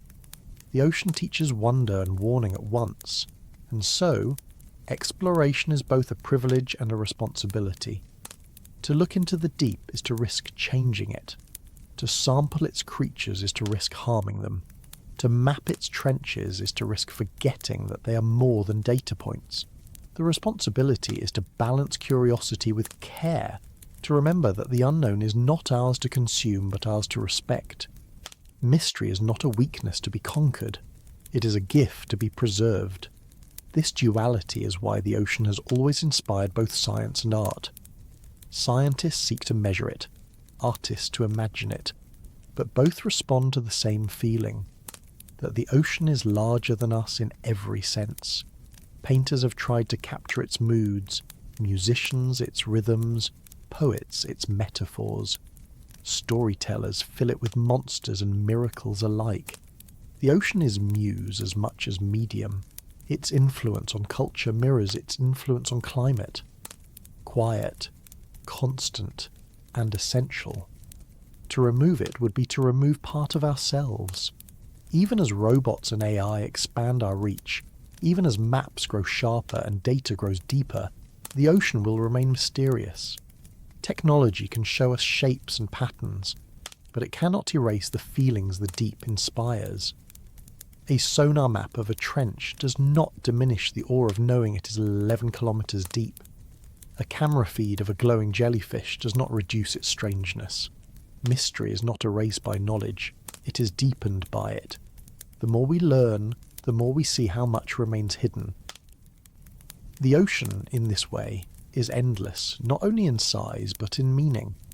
In the end, perhaps the most important reflection is this: the ocean is not separate from us. It is not an alien world waiting to be conquered. It is part of Earth, part of the system that sustains us. To treat it as other is to misunderstand our place in the web of life. The ocean is not just out there. It is in our weather, our air, our food, our cultures, our myths, our minds. It is mirror and dream, system and story. To look into it is to look into ourselves. And so the closing thought is not an ending but a reminder. The ocean cannot be fully explored, not because we lack courage or technology, but because it will always remain larger than our grasp. That is not failure. That is the essence of mystery. We need frontiers, not only to conquer but to respect, not only to cross but to contemplate. The ocean is one such frontier. It is a mystery we live beside every day, a mirror that shows us both our limits and our possibilities, a dream that pulls us back again and again to wonder. As long as waves break on the shore, as long as currents flow and tides rise, the ocean will remain both familiar and unknown. We may send robots into its depths, we may map its ridges, we may study its chemistry, but we will never reduce it entirely to numbers or names. It will always be more, and in that more lies its true value. Not as something to be finished, but as something to be felt, respected, and remembered. The ocean, then, is mystery, mirror, and dream all at once. It is the unknown we cannot conquer, the reflection of ourselves we cannot avoid, and the dream we cannot stop chasing. That is why, despite the barriers, despite the fragility, despite the cost, we keep looking into the blue, not because we expect to finish the story, but because the story itself is what makes us human.